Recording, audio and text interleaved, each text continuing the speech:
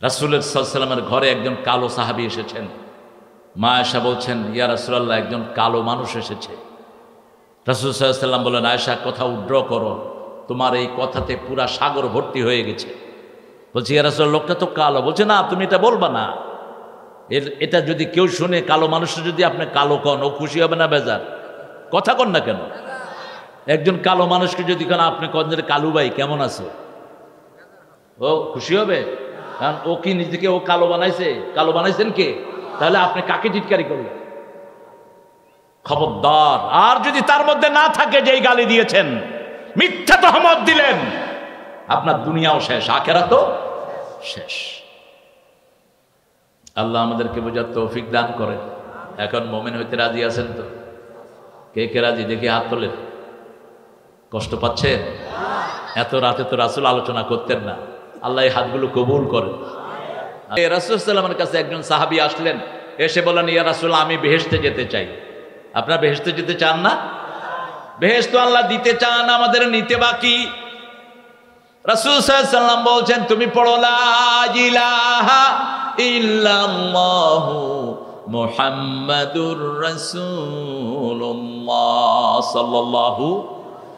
এরপরে কি করবো ইয়া রাসূলুল্লাহ? 5 ওয়াক্ত নামাজ পড়বা। কয় ওয়াক্ত? 5 ওয়াক্ত। রাসূল সাল্লাল্লাহু আলাইহি ওয়াসাল্লাম বললেন, ফজর 2 রাকাত, ফরজ কয় রাকাত? 2 রাকাত, যোহর 4 রাকাত, আসর 4 রাকাত, মাগরিব, এশা। তুমি এগুলো পড়ো। আর যদি সময় পাও, ভালো লাগে, আরো 12 রাকাত পড়ো। ফজরে আরো 2 রাকাত যোগ করো, যোহরে 6 রাকাত যোগ করো, মাগরিবে 2 রাকাত, এশায় 2 রাকাত। এই 12 রাকাত সুন্নত যদি পড়তে পারো, তোমাকে আল্লাহ জান্নাতে একটা প্রাসাদ বানায়া দিবে। তোমাকে আল্লাহ আমার সাথে জান্নাত দিবে। 2টি বর্ণনায় এসেছে হাদিসে। এই সুযোগ কে না ছাড়ে? আপনাদের যাদের নামাজ পড়েনি না, আমি গতকাল যাচ্ছিলাম এই রংপুর থেকে ঢাকায়, বগুড়াতে একটা হোটেলে আমি নাস্তা করেছি। ওই হোটেলের একটা মেসিয়ার ও আমার আলোচনা শুনে, ওর আম্মার সাথে দেখা। আম্মা ওই হোটেলে চাকরি করে, ঝিয়ের কাজ করে, ধোয়াপালির কাজ করে। তোর আম্মা বলছে, বাবা আপনাকে পছন্দ করে, কিন্তু এই নামাজ পড়ে না। আমি বললাম, বাবা তুমি আমাকে ভালোবাসো? বলছো, হুজুর বাসি। নামাজ পড়ো? কো হুজুর আমি নামাজ জানি না। আমি বললাম, তুই শুধু ইমামের পিছনে গিয়ে উঠবস করবা, আল্লাহ তোমার নামাজ কবুল করে নেবে। আর মসজিদে গেলেই 3টা সূরা আল্লাহ উপহার দেন। কয়টা? আলহামদুলিল্লাহ রাব্বিল, কুল হুয়াল্লাহু, ইন্না আতাইনা। একবার শুনলেই মুখস্থ হয়ে যাবে। আর ইমাম হুজুরের সাথে উঠবস করবা। আর নামাজের সালাম ফিরানোর পরে ইমাম হুজুরকে বলবা, হুজুর আমাকে 5 ওয়াক্ত নামাজ শিখায়া দেন। বাংলাদেশে এমন কোন কঠিন ইমাম নাই যে ইমাম তার মুসল্লিকে বলবে, আমি তোমার নামাজ শিখাবো না। বলবে কেউ? বরং খুশি হয়ে কপালে চুমু দিবে। ঠিক কি না? যে বাবা তুমি নামাজ শিখতে আসছো, আসো। বেতন যত কমই দেন, ইমামদের চেয়ে ভালো মানুষ আমাদের সমাজে নাই। কিন্তু এদের বেতন হলো সবচেয়ে কম বেতন, কিন্তু মুখে সবসময় হাসি, ড্রেসটা সবচেয়ে সুন্দর। আর অফিসে যেগুলো ঘুষ খায়, এগুলো চেহারা দেখলে মনে হয় জুতা দিয়ে পিটাই। সালামের উত্তর দেয় না, মুখটা দেখলেই মনে হয় অভিশপ্ত। সালাম দিবেন এরম করে, তোর মুখের কি হয়েছে মূর্খ? ঠোঁট 2টা লাড়াতে পারস না? 5 কেজি মাথারে এরকম করস। আর ওর ঠোঁট লাড়ানো আল্লাহ বন্ধ করে দিয়েছেন। ওর থেকে দোয়ার কথা আসবে না, ও তো হারামখোর। এই হারামখোররাই বাংলাদেশকে ধ্বংস করেছে। 3 টাকার চাকরি করে, কোটি কোটি টাকার সম্পদ তার আছে না নাই? তবে আফসোসের বিষয় হলো, এটা হারাম আছে যেখানে আরাম নাই, হালাল আছে যেখানে শান্তি আছে। আহ কি শান্তি! মসজিদে শান্তি, ঘরে শান্তি, বাহিরে শান্তি। ঠিক না বেটি? রাসূল সাল্লাল্লাহু আলাইহি ওয়াসাল্লাম তারপরে বললেন, শুনো, রমজান মাস যখন আসবে রোজা রাখবা। তারপরে যদি তোমার কাছে রাস্তার পয়সা থাকে, হজে যাবা। আর যদি পয়সা থাকে, হিসাব করে যাকাত দিবা। সাহাবী বললেন, ইয়া রাসূলুল্লাহ এতটুকুই? বলছে, হ্যাঁ। বলছে, আমি কিছু বাড়াবো না, কিছু কমাবো না। রাসূল সাল্লাল্লাহু আলাইহি ওয়াসাল্লাম বললেন, যখন তিনি উঠে গেলেন, কেউ যদি জান্নাতি লোক দেখে খুশি হতে চাও, এই লোকটার দিকে তাকাও। এই লোকটা জান্নাতি। এই লোকটা কি জান্নাতি? 5 ওয়াক্ত নামাজ পড়বো তো। যারা রাতে এশা পড়ে শোয় না, ওরা কাফের অবস্থায় ঘুমায়। আর আমার নবী সাল্লাল্লাহু আলাইহি ওয়াসাল্লাম বলছেন, যদি তুমি আশা ইমাম হুজুরের সাথে জামাতে পড়তে পারো, অর্ধেক রাত পর্যন্ত তোমার নামাজের ভিতরে সওয়াব লেখা হতে থাকবে। তুমি ঘুমাবা, কিন্তু আল্লাহর ফেরেশতারা লিখবে তুমি নামাজই পড়ছো। আল্লাহু আকবার। এরপরে যদি ফজর জামাত ইমামের সাথে পড়তে পারো, সারা রাত তোমার নামাজের ভিতরে শামিল হয়ে যাবে। আবার ফজর পড়লা, ফজর থেকে জোহর পর্যন্ত, ফজর যখন পড়লা, জোহর যখন ইমাম সাহেবের সাথে পড়বা, মধ্যখানের এই সময়টাও তোমার নামাজের ভিতরে শামিল হয়ে যাবে। আবার জোহর পড়বা, আসর যদি ইমামের পিছনে পড়ো, তাহলে 24 ঘন্টায় তোমার নামাজ হয়ে যাবে। সুবহানাল্লাহ। বেশি জোরে হলো না? আরো চিৎকার করে বলেন সুবহানাল্লাহ। রাসূল সাল্লাল্লাহু আলাইহি ওয়াসাল্লাম বলছেন, তোমাদের কারো বাড়ির সামনে দিয়ে যদি নদী যায়, আর যদি 5 বার গোসল করো, শরীরে কোনো ময়লা থাকবে? সাহাবায়ে কেরাম বললেন, না, থাকবে না। নামাজ হলো এরকম সালাত, যারা 5 ওয়াক্ত পড়বে তাদের সব ময়লা আবর্জনা আল্লাহ দূর করে দিবেন। ওযু যারা করে, তাদের প্রত্যেকটি অঙ্গ থেকে গুনাহ ঝরিয়ে দেন কে? আল্লাহ গুনাহ ঝরিয়ে দেন। সেজন্য আল্লাহ বলছেন, যারা 5 ওয়াক্ত মসজিদে যায়, ফাস্তাশহাদু বিল ঈমান, ও নবী আপনি তাদেরকে মুমিনের সার্টিফিকেট দিয়ে দেন। হাদিসের কথাগুলো আল্লাহর কথা বলেছেন মুহাম্মদ সাল্লাল্লাহু। আমাদের দেশে কিছু মূর্খের জন্ম হয় বিভিন্ন সময়, কয় আহলে কোরআন, আমরা শুধু কোরআন মানি। কেউ যদি বলে শুধু কোরআন মানি, হাদিস মানি না, ও একেবারে পিওর কাফের। কারণ হাদিস ছাড়া কোরআন মানা কখনোই সম্ভব নয়। হাদিস কি রাসূলের নিজের কথা? একটাও নিজের কথা না, এটাও হইয়ে গায়রে মাতলু, এটাও আল্লাহরই কথা, কিন্তু তেলাওয়াত করেছেন, শব্দ দিয়েছেন মুহাম্মদ সাল্লাল্লাহু। দুটেই আল্লাহর কথা। কারণ আমার নবী কখনো নিজের মন থেকে কথা বলতেন না। কার কথা? আমা ইয়াতিকু আনিল হাওয়া ইন হুয়া ইল্লা ওয়াহয়ুন ইউহা। কখনো তিনি নিজের পার্সোনাল ইমসে কথা বলতেন না, আল্লাহ ওহী করতেন, তারপরে কথা বলতেন রাহমাতাল লিল আলামিন। যেমন রাসূলকে মক্কার লোকেরা পাগল বলল, রাসূল চুপ থাকলেন, তিনি কখনো জবাব দিতেন না। কিছুদিন পরে জবাব পাঠালেন কে? ওয়ামা সাহিবুকুম বিমাজনুন, তোমাদের এত সুন্দর মানুষ, তিনি কখনো পাগল হতে পারেন? আপনাকে যখন কেউ গালি দেয়, আপনিও চুপ থাকবেন, জবাব দিবেন কে? আবু বকর রাদিয়াল্লাহু আনহুকে একবার কাফেররা গালি দিচ্ছিল, তিনি খুব চুপচাপ শুনছিলেন। রাসূল সাল্লাল্লাহু আলাইহি ওয়াসাল্লাম দূরে মুস্কি হাসছিলেন। কিছুক্ষণ পরে তিনি জবাব দিলেন। রাসূল সাল্লাল্লাহু আলাইহি ওয়াসাল্লামের মুখ কালো হয়ে গেল। তিনি আসলেন, ইয়া রাসূলুল্লাহ, যখন কাফেররা আমাকে গালি দিচ্ছিল আপনি মুস্কি হাসছিলেন, আর যখন আমি উত্তর দিলাম আপনার মুখটা বেজার হয়ে গেল কেন? রাসূল সাল্লাল্লাহু আলাইহি ওয়াসাল্লাম বলেন, আবু বকর, আমি যা দেখি তুমি তা দেখো না। রাসূল নামাজের সামনে যেমন দেখতেন, পিছনেও তেমন দেখতেন। ফেরেশতাদেরকে রাসূল দেখতেন, আমাদের দেখার কোনো ক্ষমতা? রাসূল সাল্লাল্লাহু আলাইহি ওয়াসাল্লাম বললেন, যখন তোমাকে কাফেররা গালি দিচ্ছিল তুমি চুপ করে শুনছিলে, আমি দেখছিলাম অসংখ্য ফেরেশতা তোমার পক্ষ থেকে জবাব দিচ্ছে। আর যখন তুমি জবাব দিয়েছো, ফেরেশতার মুখ বন্ধ হয়ে গেছে। তোমাকে যখন কেউ গালি দেয়, তুমি ধৈর্য ধরো, তোমার মর্যাদা বাড়িয়ে দিবেন কে? আমাদের দেশে গালিগালাজ আছে না নাই? আহা, কি গালিগালাজ! এক হুজুর আর এক হুজুর রে। হ্যাঁ, আবার ইন্টারনেটে ঢুকলে তো মাশাআল্লাহ মুজুদদের গালিগালাজে ভরপুর ফেসবুক। তুমি আখিরাতকে সামনে রাখো। যাকে তুমি গালি দিয়েছ, ওটা যদি তার ভিতরে থাকেও, তাহলে তুমি গীবত করলা। তুমি গীবত করলা, তোর সব আমল আল্লাহ তাকে দিয়ে দিবেন। তুই তোর মরা ভাইয়ের গোস্ত খাইলি। আল্লাহ বলছেন, ইন্নাল্লাহ, নিশ্চয়ই আল্লাহ, নিশ্চয়ই আল্লাহ। আল্লাহর নাম কি? কি নাম?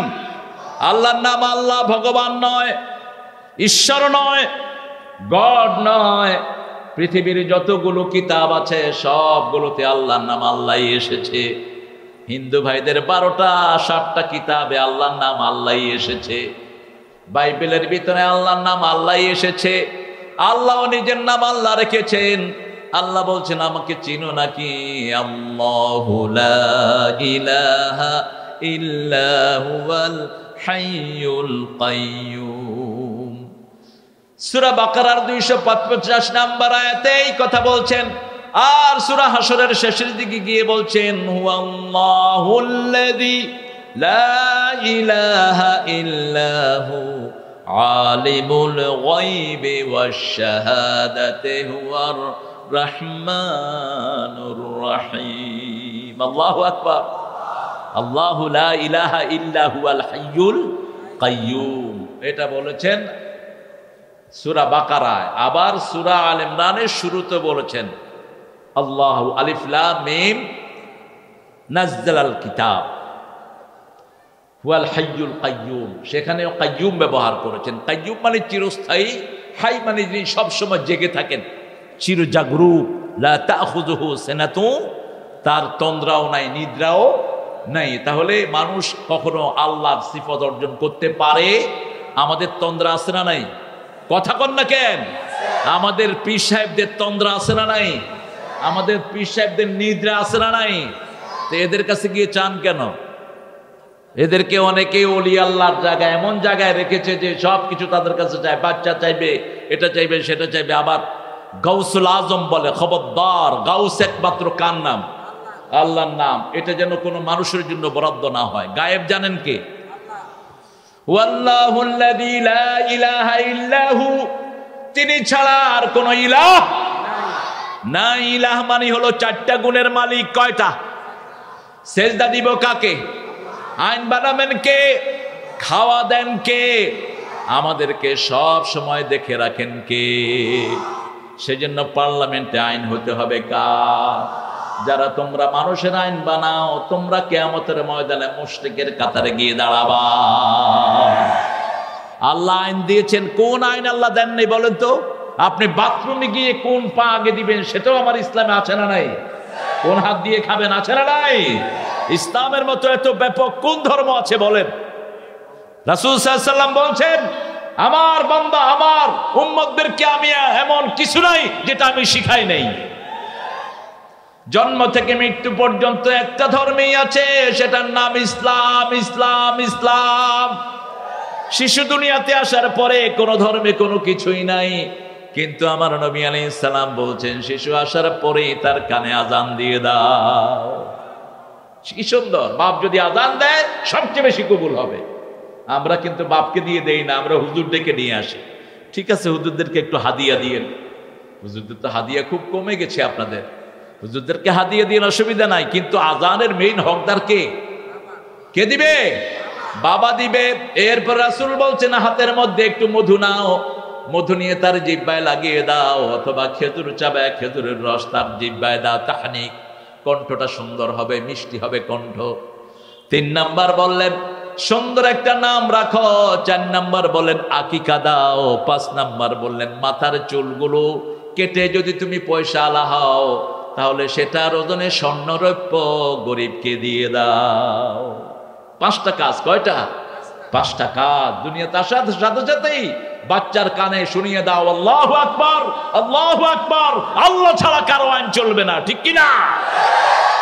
একজনই সবচেয়ে বড়, তিনি কে? তিনার চেয়ে বড় আর কেউ? পৃথিবীতে এত বরকত আল্লাহ দান করেন যে এলাকার লোক যত শুকরগুজার, সে এলাকার বরকত তত বেশি। আমি দেখি সিরাজগঞ্জের বরকত অনেক বেশি। নদীতে ঘর ভেঙে নিয়ে গেছে, যমুনায় ঘর ভেঙে নিয়ে গেছে। যমুনার পাড়েই এক মুরব্বী ভাঙা একটা ঘরের ভিতরে বাচ্চাদেরকে কোরআন পড়াচ্ছেন। আমি পাশ দিয়ে যাচ্ছিলাম আজ থেকে প্রায় অনেক বছর আগে। তো আমি দাঁড়ালাম, দাঁড়িয়ে বললাম বাবা আপনি কি করছেন? বলছে বাবা কোরআন পড়াচ্ছি। বললাম ঘর কোথায়? কয় ঘর যমুনায় নিয়ে গেছে। হ্যালো, তো যমুনায় নিয়ে গেছে, আপনি কোরআন পড়াচ্ছেন? কয় নিচে যে আল্লাহ দিবেও সে আল্লাহ। সুবহানাল্লাহ বলতে ইচ্ছা করে না? আমার চোখে পানি চলে আসছে। আমি এরকম ফকিরকে আল্লাহ কখনো ফিরাবেন না। সুবহানাল্লাহ বলতে ইচ্ছা করে না? আহা, যতবার সুবহানাল্লাহ পড়বেন জান্নাতে একটা গাছ হয়ে যাবে। একটা গাছের থেকে 70 রকমের ফল আসবে। এক একটা ফলে 70 রকমের মজা হবে। আরো আসতে সুবহানাল্লাহ। সুবহানাল্লাহ যখনই বলেন খুশি হন কে?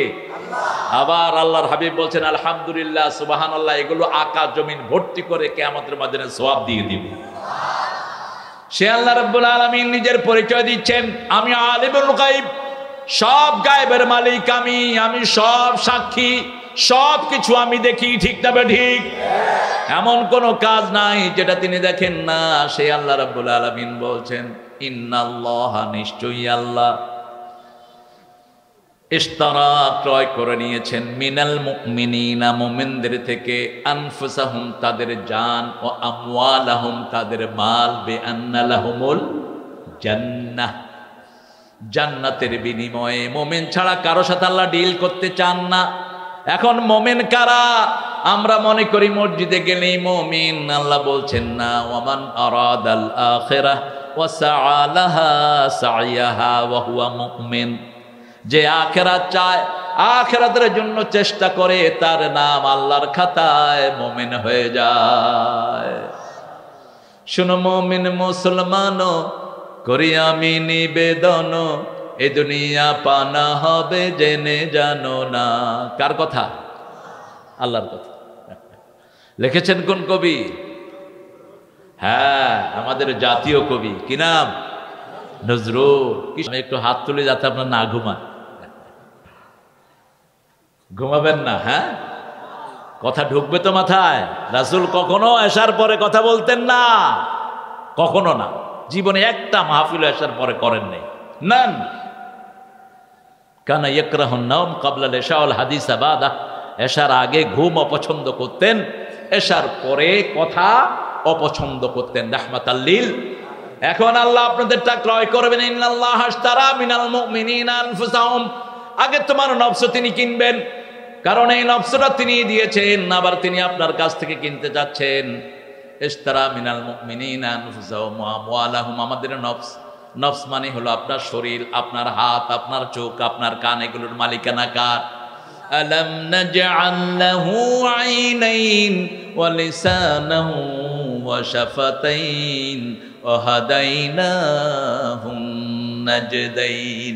সুন্দর দুটি চোখ আমি তোমাকে দিয়েছি, সুন্দর দুটি ঠোঁটের মধ্যখানে সুন্দর একটি জিহ্বা দিয়েছি।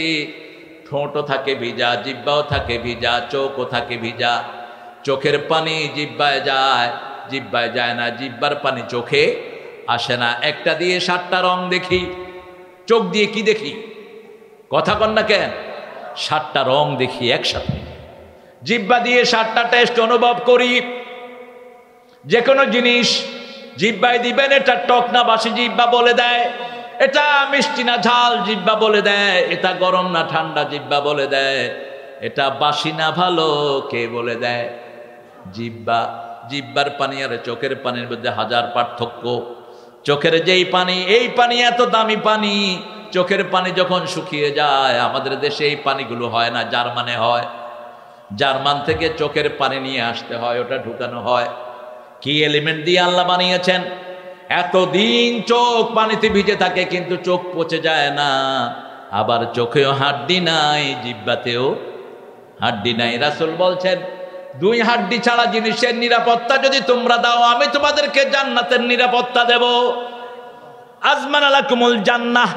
2 ঠোঁটের মধ্যখানে যেটা, 2 উরুর মধ্যখানে যেটা, এই 2টার নিশ্চয়তা যদি কেউ দিতে পারে, তাকে আল্লাহ জান্নাতের নিশ্চয়তা দিয়ে দিবেন বলেছেন মুহাম্মদ সাল্লাল্লাহু। এই জন্য জিহ্বা কখনো বাজে কথার জন্য ব্যবহার করবেন। রাসূল একদিন বলছেন সাল্লাল্লাহু, অনেক ছেলে মেয়ে আছে পিতা মাতাকে লানত করে। আপনারা না, আপনারা ভালো মানুষ। সাহাবায়ে কেরাম বলেন, এরা কারা? কোন ছেলে মেয়ে? বলছে অন্যের পিতামাতাকে গালি দেয়, সেই গালি এসে নিজের পিতামাতার উপরে পড়ে। আপনাদের অবশ্য সিরাজগঞ্জে গালিগালাজ নাই? হ্যাঁ, বেশি না কম? বোরে গালিগালাজ করেন? হ্যাঁ, বোরে গালিগালাজ করবেন, সংসার শেষ। আপনার পোলা শিখবে এগুলো, যে আমি বিয়ে করে যায় না, আমি ওই মাইয়ের এরকম গালি দেব। আর যেই মেয়েটা গালি খেলো, ওর মনটা ছোট হয়ে যায়, ঠিক না ঠিক? ও যদি আপনার মেয়ে হয়, তার মন ছোট হয়ে যাবে, কেন মেয়ে হিসেবে জন্ম নিলাম? কেন জন্ম নিলাম মেয়ে হিসাবে? গালিগালাজ খেতে হবে, মায়ের খেতে হবে। বিবির গায়ে হাত তুলে এরকম বেয়াদব বাজে লোক বাংলাদেশে আছে না নাই? সিরাজগঞ্জে আছে না নাই? চেয়ারম্যান সাহেবকে দায়িত্ব দেব, যে বউ পিটায় তাকে পিটায় আত্মরা করে জেলখানায় পাঠিয়ে দাও। পিটানোর দায়িত্ব দিছে কে তোকে? কোথায় পেয়েছিস? মা আয়েশা সিদ্দিকা সহ রাসূলের 11 জন বিবি ছিল। কয়জন? 11 জন বিবি বলছেন কোনদিন আমাদেরকে চোখ রাঙিয়ে কথাও বলেন নাই, কথাও বলেন নাই। একবার 11 বিবি বিভিন্ন দাবি দাওয়া দিল, রাসূল সাল্লাল্লাহু আলাইহি সাল্লাম দাবি দেওয়ার উত্তর না দিয়ে মসজিদ নববীতে 29 দিন থাকলেন, কথা বললেন। কারণ আমার আল্লাহ রাব্বুল আলামিন সূরা নিসার ভিতরে বলছেন আশিরুহুন্না বিল মারুফ, সাংসারিক জীবনে সর্বশ্রেষ্ঠ কথা বিবির সাথে বলবা, বিবিকে সুন্দর নামে ডাকবা, বিবিকে সবচেয়ে বেশি আদর দিবা। বিবির সাথে খেলাধুলা করতেন রাহমাতাল লিল, মরুভূমিতে দৌড় দিতেন মা আয়েশাকে নিয়ে রাহমাতাল লিল। আবার মা আয়েশা কুস্তি দেখতেন, এটার ব্যবস্থা করে দিতেন রাহমাতাল লিল আলামিন। ছোট্ট ছোট্ট বাচ্চারা পুতুল নিয়ে খেলে, আমার মা আয়েশাও পুতুল নিয়ে খেলতেন। তবে আমাদের পুতুলগুলোর সাথে ওই পুতুলের কোনো মিল। তিনার পুতুলগুলো ছিল কাপড়ের পুতুল, মুখটুক দেখা যেত না। তিনি একবার একটা ঘোড়া বানালেন, একটা ঘোড়া মা ফাতেমা বানালেন, ফাতেমা বানিয়ে মা আয়েশা বানালেন, ওটার ঘোড়ার ডানা দিলেন, কাপড় দিয়ে ডানা দিয়েছেন, মুখ বোঝা যায় না। তো ওই যে বেড়ার রেলিং থাকে না, এটা কি বলেন আপনারা? বেড়ার উপরে জিনিস রাখি না আমরা অনেক সময়, ওখানে রেখেছেন। হ্যাঁ, কি সিলিং? এই তো বাংলা জানে না, ইংরেজি জানে সবাই। ভালো ছেলে পেলে তো বিশাল শিক্ষিত। ইউনিভার্সিটি চিনে, বিশ্ববিদ্যালয় চিনে না। রিক্সাওয়ালারে কয় বিশ্ববিদ্যালয়ে যাইবা, কয় না চিনি না। চিন্তা করলো কিরে বিশ্ববিদ্যালয় এত কাছে, এগুলো বিশ্ববিদ্যালয় চিনে না। কয় ছেলে ইউনিভার্সিটিতে যাবেন, কয় ইংরেজি কন কেন, বাংলা কইতে পারেন না? মানে ইউনিভার্সিটি হলো বাংলা আর বিশ্ববিদ্যালয় হলো ওর কাছে ইংরেজি। যেমন আমরা যদি চেয়ারের বাংলা কই, কেউ চিনবে? চেয়ারের বাংলা কি? কেদারা। যদি কয় কেদারা ম্যান, কেদারা মানুষ, কইব কে না কে আছে। আর যদি কেন চেয়ারম্যান, তাহলে আমার প্রামাণিক ভাই। এটার বাংলা কি? কেদারা মানুষ। তো কেদারা মানুষ কইলে মানুষ বুঝতো না, কি এর কেদারা মানুষ, এটা এটা। কিন্তু যখনই চেয়ারম্যান, যদি কোন যে আপনার মাথায় বসার জায়গা আছে কিচ্ছু বলবে না, আর যদি কোন সিট আছে, কি বলেন, কিলে হবে কি না? বিশাল কিলে। মা আয়েশা সিদ্দিকা রাদিয়াল্লাহু আনহা বিয়ে হয়েছে কয় বছরে? 9 বছরে রাসূলের ঘরে এসেছেন। আগ হয়েছে 6 বছরে, মুসলিম শরীফের বর্ণনা। এখন মেডিকেল সায়েন্স বলছেন 9 বছরে মেয়ে বালেগা হয়। আপনার 9 বছরের মেয়েকে পর্দা ছাড়া বাহিরে বের করবেন না। আপনার 9 বছরের মেয়েকে হাফ প্যান্ট পরায়া কোথাও পাঠাবেন না। আপনার 9 বছরের মেয়েকে বোরকা ছাড়া বাহিরে দিবেন না, লম্বা ড্রেস ছাড়া পরাবেন না। তো বিনয়ী রাসূল কিন্তু সমাবেশে খেলে সবাইকে দিয়ে খেতেন, আর নইলে খেতেন না। যেমন আসরের নামাজ পড়লেন আবু হুরায়রা রাদিয়াল্লাহু আনহু, তিনি বলছেন আমার ক্ষুধায় পেট অস্থির হয়ে যাচ্ছে, আমি খুব কাতরাচ্ছি ক্ষুধায়। আমি আবু বকর রাদিয়াল্লাহু আনহুকে সালাম দিলাম, উনি সালামটা নিয়ে চলে গেছে। ওমর ফারুককে সালাম দিলাম, সালাম নিয়ে চলে গেছেন। রাসূল সাল্লাল্লাহু আলাইহি ওয়াসাল্লাম আগেই আমাকে সালাম দিয়ে দিলেন, আর বললেন আবু হুরায়রা মনে হয় কিছুই খাও নেই, নামাজের পরে আমার সাথে দেখা করো। আবু হুরায়রা রাদিয়াল্লাহু আনহু বলছেন নামাজ পড়ে আমি রাসূল সাল্লাল্লাহু আলাইহি ওয়াসাল্লামের ঘরে গেলাম। রাসূল সাল্লাল্লাহু আলাইহি ওয়াসাল্লাম বললেন, ও আয়েশা ঘরে কি আছে? অর্ধেক গ্লাস দুধ। এবার আবু হুরায়রাকে রাসূল সাল্লাল্লাহু আলাইহি ওয়াসাল্লাম বললেন, মসজিদ নববীতে যত না খাও মানুষ আছে সবাইকে নিয়ে আসো।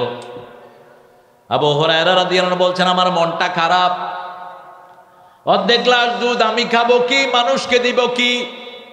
কিন্তু রাসূল সাল্লাল্লাহু আলাইহি ওয়াসাল্লাম বলছেন হুকুম অমান্য করার কোনো উপায়। আমি আসলাম, প্রথম আমাকে বললেন ইশরিবি আবা হুরায়রা, আবু হুরায়রা তুমি পান করো। আমি পান করা শুরু করলাম। হাত্তা শাবিআত ফামি ইয়াদি বাতনি, খেতে খেতে আমার মনে হলো আমার পেট, আমার চোখ, আমার হাত পা সব যেন দুধে ভরে গেল। কিন্তু যেখানে দুধ সেখানেই সবাইকে খাওয়ালেন। সবাইকে খাওয়ানোর পরে পান করলেন রাহমাতাল লিল আলামিন। ইসলাম আছে যেখানে বরকত আছে সেখানে, ইসলাম নাই যেখানে বরকত নাই সেখানে মা আয়েশা সিদ্দিকা রাদিয়াল্লাহু আনহা 9 বছর বয়সে রাসূলের ঘরে বিবি হয়ে আসলেন। এই মা আয়েশার সাথে পুতুল খেলতেন ওনার বান্ধবীরা। যখন বান্ধবীরা ওনার ঘরে আসতেন, রাসূল ওই বান্ধবীদেরকে ঘর ছেড়ে দিয়ে তিনি মসজিদ নববীতে চলে যেতেন আর বলতেন, তুমি তোমার বান্ধবীদের কাছে আনন্দ করো। রাসূল সাল্লাল্লাহু আলাইহি ওয়াসাল্লামের চোখে ওই যে ঘোড়াটা পড়লো, রাসূল সাল্লাল্লাহু আলাইহি ওয়াসাল্লাম বলেন, আয়েশা ওটা কি? কয় এটা ঘোড়া। কয় ঘোড়ার ডানা কেন? কয় ইয়া রাসূলুল্লাহ আপনি জানেন না সুলাইমান আলাইহিস সালামের ঘোড়ার ডানা ছিল। ঘোড়ার কি ডানা হয়? উনি বলছেন, রাসূল মুস্কি হাসলেন। সুবহানাল্লাহ বলতে ইচ্ছা করে না? কোন বাচ্চার আবদারকে তিনি কখনো ফেলে দিতেন না। তিনি চাঁদনি রাতে বিবিকে নিয়ে দৌড় দিতেন। মা আয়েশা সিদ্দিকাকে ফাস্ট করে দিয়েছেন 1 বার 2 বার 3 বার, চতুর্থবার রাসূল ফাস্ট হয়ে গেছে। এবার জিজ্ঞেস করলেন, কি খবর আয়েশা, তুমি আজকে পিছনে পড়লে কেন? মা আয়েশা বলছেন, আমি বেশি খেয়েছি তো একটু ভারী হয়ে গেছে, আগে যেতে পারিনি। আসলে রাসূলের সাথে কম্পিটিশনে কারো পক্ষে পারা সম্ভব? তিনি মা আয়েশাকে আগে দিতেন। এইভাবে তিনি বিবিদের অধিকার দিতেন রাহমাতাল লিল আলামিন। আমার আল্লাহ বলছেন, আমি মুমিনদের থেকে জানগুলো কিনে নিতে চাই, আপনার হাত আপনার পা। আল্লাহ বলেছেন, এই চোখ বাজে জায়গায় ব্যবহার করবা না। কুল্লিল মুমিনিনা ইয়াগুদ্দু মিন আবসারিহিম ওয়া ইয়াহফাযু ফুরুজাহুম কুল্লিল মুমিনাতি ইয়াগুদ্দু মিন আবসারিহিন্না ওয়া ইয়াহফাযনা ফুরুজাহুন্না। মুমিন ছেলেদেরকে বলে দাও তারা যেন চক্ষুকে অবনত রাখে। ফেসবুকে বাজে মেয়েদের ছবি আছে না নাই? একটু কম করলেন মনে হয়। টিকটকে আছে না নাই? তা আপনি ঈমান রক্ষা করবেন কেমনে? মুহূর্তের মধ্যে তো আপনি বেঈমান হয়ে যাচ্ছেন। আপনি কিসের সালাত আদায় করেন? আপনার সারা দিনের নামাজ হলো আধা ঘন্টা, আর ফেসবুকে তুমি পড়ে থাকো 6 ঘন্টা। কিভাবে তুমি মুমিন বলে দাবি করবা? তোমার হাত তোমার না, এই হাত দিয়ে তুমি বাজে লেখা লিখতে পারো না। এই হাত কিয়ামতের ময়দানে তোমার বিরুদ্ধে কথা বলবে, ঠিক না বা ঠিক? এই হাত দিয়ে তুমি জমির আইল ঠেলেছো, এই হাত দিয়ে তুমি একজনের চাকরি খেয়েছো, এই হাত দিয়ে কারো গায়ে আঘাত করেছো, এই হাত দিয়ে বিবির গায়ে সিগারেটের আগুন জ্বালিয়েছো, এই হাত দিয়ে শ্রমিকের গায়ে আঘাত করেছো। কিয়ামতের ময়দানে এই হাত আল্লাহর কাছে কথা বলবে। মুখকে আল্লাহ সিল মেরে দিবেন আর বলবেন, আলিয়াউমা নাখতিমু আলা আফওয়াহিহিম ওয়া তুকাল্লিমুনা আইদিহিম ওয়া তাশহাদু আরজুলুহুম বিমা Kanu ইয়াকসিবুন। Today I will seal upon your mouth, your hand will speak out, your 2 feet will be the witness for that. What have you done in your lifetime? আজকে আমি তোমার মুখে সিল মেরে দিলাম, মুখগুলো মিথ্যা কথা বলবে। কারণ আল্লাহর বিচারের সাথে দুনিয়ার বিচারের কোনো মিল আলাম ইয়াকুন লাহু কুফুয়ান আহাদ, কোনো কিছুরই মিল নাই। দুনিয়ার বিচারে জবান খোলে, ঠিক না ঠিক? কথা বলতে না চাইলে থেরাপি দেওয়া হয়,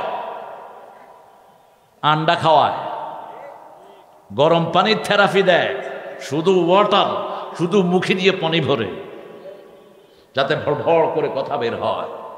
আর আল্লাহ বলছেন, আমি মুখ বন্ধই করে দিই। সুবহানাল্লাহ বলতে ইচ্ছা। কোরআনের কথা বিশ্বাস হয়তো হয়তো আরো হবে, সামনে তো কিয়ামত আসতেছে, আরো হবে। মুখ বন্ধ করে দিবেন, হাতকে বলবে, কি কি বেয়াদবি তোমাকে দিয়ে করেছে বলো। হাত বলবে, এই হাত দিয়ে বৃদ্ধদের ভাতা চুরি করে খেয়েছে, এই হাত দিয়ে জনগণের চাউল খেয়েছে, এই হাত দিয়ে করুণার চাউল পর্যন্ত খেয়ে ফেলেছে, এই হাত দিয়ে যমুনা নদীর সর্বনাশ করেছে, এই হাত দিয়ে জমিনের আইল ঠেলেছে, এই হাত দিয়ে বিবির গায়ে হাত তুলেছে, পরনারী স্পর্শ করেছে। আজকের মেডিকেল সায়েন্স বলছে, একজন মানুষ সারা জীবন যা কাজ করে তার সবটাই হাতে থেকে যায়। এই হাতের ভিতরে রেখা আছে, ফিঙ্গারপ্রিন্ট বলা হয়।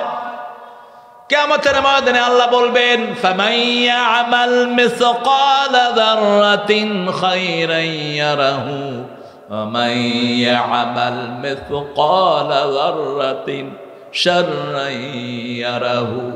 যাররা পরিমাণ, যাররা হলো যেটা খালি চোখে দেখা যায় না, যাররা পরিমাণ যেই আমল মানুষ করেছে সেই আমলের চিহ্ন হাতের মধ্যে রেখে দিবেন কে? আল্লাহ রেখে দিবেন। এখন পাশ্চাত্য পৃথিবীতে 40 দিন পর্যন্ত একজন মানুষের হাতের টাচ মানুষ উদ্ধার করতে পারে সেন্সিটিভ ক্যামেরা দিয়ে।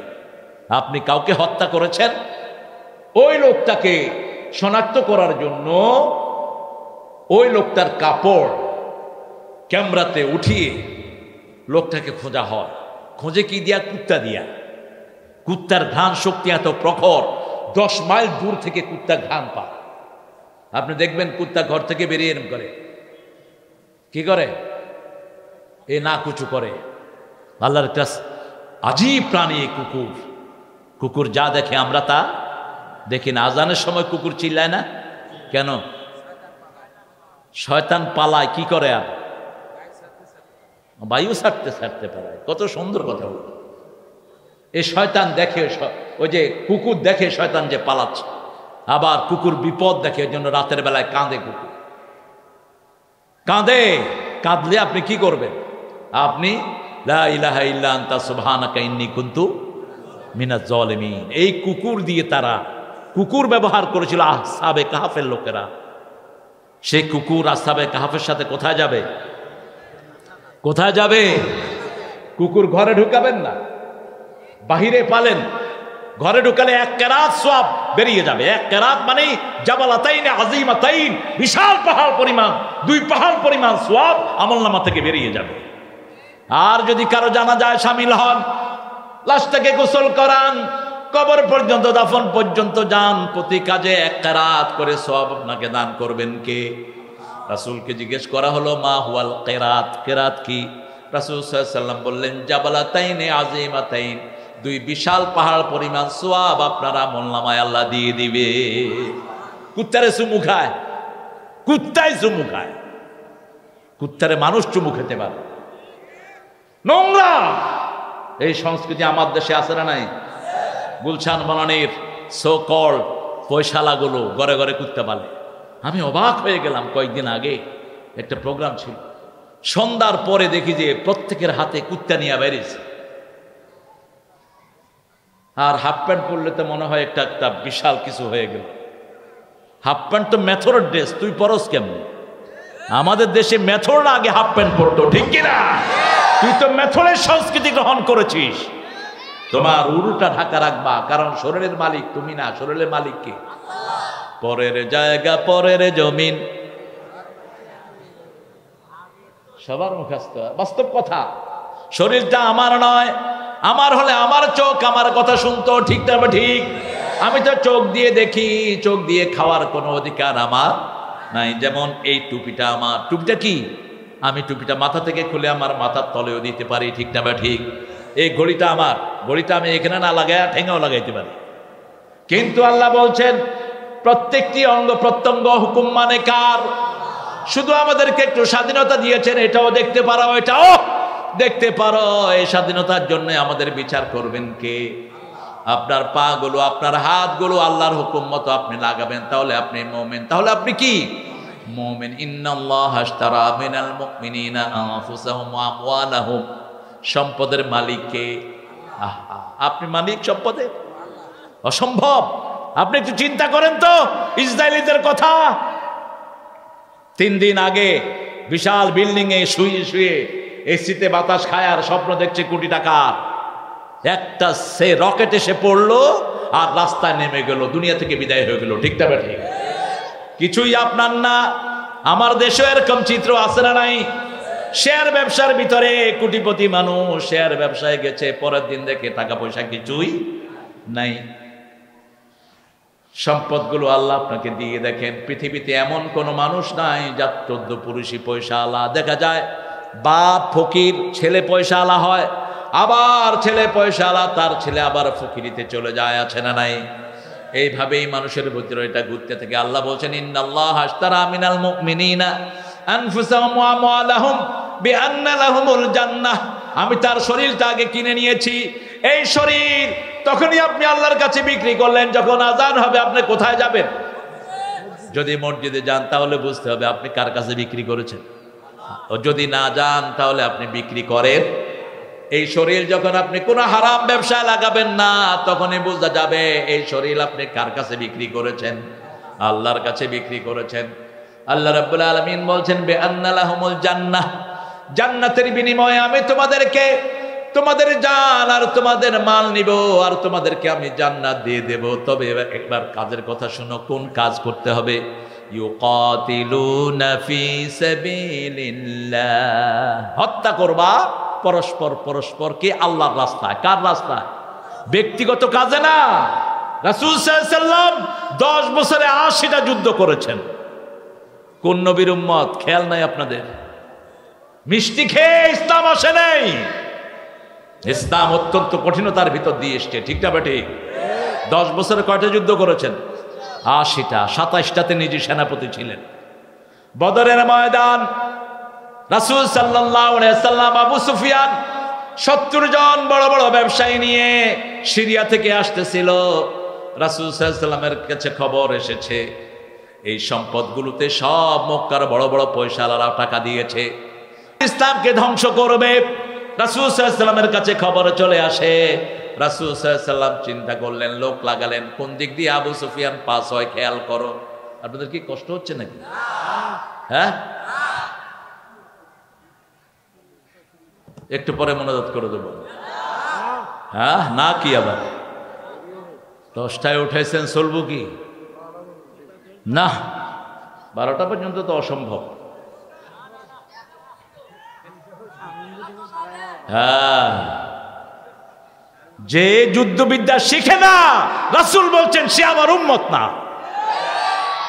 ভীরু কাপুরুষের জন্য ইসলাম আসে নাই। আমরা কখনো আগে আক্রমণ করতে জানি না, কিন্তু আমাদেরকে আক্রমণ করে কেউ পার পেতে পারবে না। রাসূল সাল্লাল্লাহু আলাইহি ওয়াসাল্লাম কখনো আগে আক্রমণ করেন নাই, ইভেন কি বদরও করেন নাই। দেখেন বদরটা হয়েছে কেমনে। আবু সুফিয়ান পরবর্তী পর্যায়ে তিনি ইসলাম গ্রহণ করেছেন রাদিয়াল্লাহু আনহু। অত্যন্ত সুদক্ষ বিচক্ষণ ছিলেন, ইশারায় জিনিস বুঝতেন তিনি। তিনি চিন্তা করলেন আমি যাওয়ার সময় মদিনার উপর দিয়ে যাওয়া ঠিক হবে কিনা। সিরিয়া থেকে যাওয়ার সময় পথটা হলো মদিনার উপর দিয়ে। মদিনা থেকে পশ্চিমে হলো সিরিয়া। সিরিয়া হলো আজকের শাম, যেটা রাসূলের হাদিসে এসছে 5টা দেশ মিলে হলো শাম। এই শামে আমাদেরকে কিয়ামতের ময়দানে আল্লাহ একসাথ করবেন। এইখান থেকে পিটিয়ে একটা আগুন ইয়েমেন থেকে বের করবেন। ইয়াসুকুন নাসু লিরাব্বিল আলামিন। এই আগুন প্রত্যেকটি মানুষকে ধাওয়া দিবে, মানুষ দৌড়তে দৌড়তে সব শামে চলে যাবে। শাম হলো বর্তমান ফিলিস্তিন, ইসরায়েল, জর্ডান, লেবানন, মিশরের কিছু অংশ, টার্কির কিছু অংশ, এই 6টা মিলে যে বিশাল জায়গাটা, এটার নাম কি? শাম। এটার নাম কি? শাম। রাসূল বললেন আল্লাহুম্মা বারিক ফি শাম ওয়া ইয়ামান। হে আল্লাহ, শামে তুমি বরকত দাও, ইয়ামানে বরকত দাও। সাহাবায়ে কেরাম বললেন ইয়া রাসূলুল্লাহ, নজদের খবর কি? নজদ বলে হাদিসে বলা হয়েছে ইরাককেও বোঝানো হয়, মক্কা মদিনাকেও বোঝানো হয়। ইরাকের একটা অংশকে বোঝানো হয়েছে নজদ। রাসূল এটার জন্য দোয়া করলেন না, তবে মদিনার জন্য আলাদা দোয়া করেছেন রাহমাতাল লিল আলামিন। এরপরে আবার দোয়া করলেন আল্লাহুম্মা বারিক ফি শাম। শামের মধ্যে তুমি বরকত দাও, ইয়েমেনে তুমি বরকত দাও। কেন এই দুইটার জন্য দোয়া করলেন?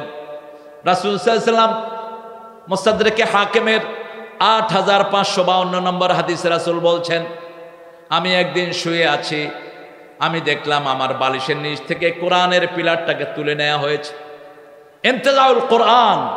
কি হয়েছে? আপনি ইশারা দেন কিসের? হ্যাঁ, ও লাইভ বন্ধ করে দেন। ওনাকে বলেন মাহফিলে চলে আসতে। লাইভ তো এই যে লাইভগুলি চলতেছে। আমি আমেরিকা থেকে আসার পরে প্রথম আপনাদের সিরাজগঞ্জে আসছি। হ্যাঁ, এক রাতে বহু লাইভ দেখছে মানুষ। এক বেটা এক রাতের লাইভ দিয়ে বহুত পয়সার মালিক হয়ে গেছে। হ্যাঁ, সিরাজগঞ্জের মানুষ খুব মহব্বতের মানুষ। হটা কিন্তু খুব আপন কথা।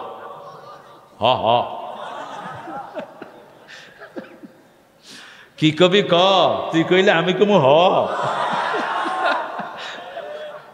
পোলাপান যে কত দক্ষ আমাদের, যে কোনো একটা পাইলেই সাথে সাথে গান। কি কইবি ক, তুই কইলে আমি কমু হ। হ্যাঁ, আমরা ইসলামের কথার জন্য হ কমু, কোনো নোংরামির জন্য হ কমু না। ঠিক না বা ঠিক? নোংরামি দেখবো, ইমান বিরোধী দেখবো, হাত পা ভেঙে গুটিয়ে দেব সব। এটা হলো ইমানের 1 নম্বর পরিচয়। কোন ইসলাম বিরোধী কাজ দেখবো, আগুনের মতো খেপে উঠবো। ঠিক কিনা? এটা কয় নাম্বার ইমান? আর যদি সেটা না পারি, মনে মুখে বিতর্ক করব, মুখে প্রতিবাদ জানাবো।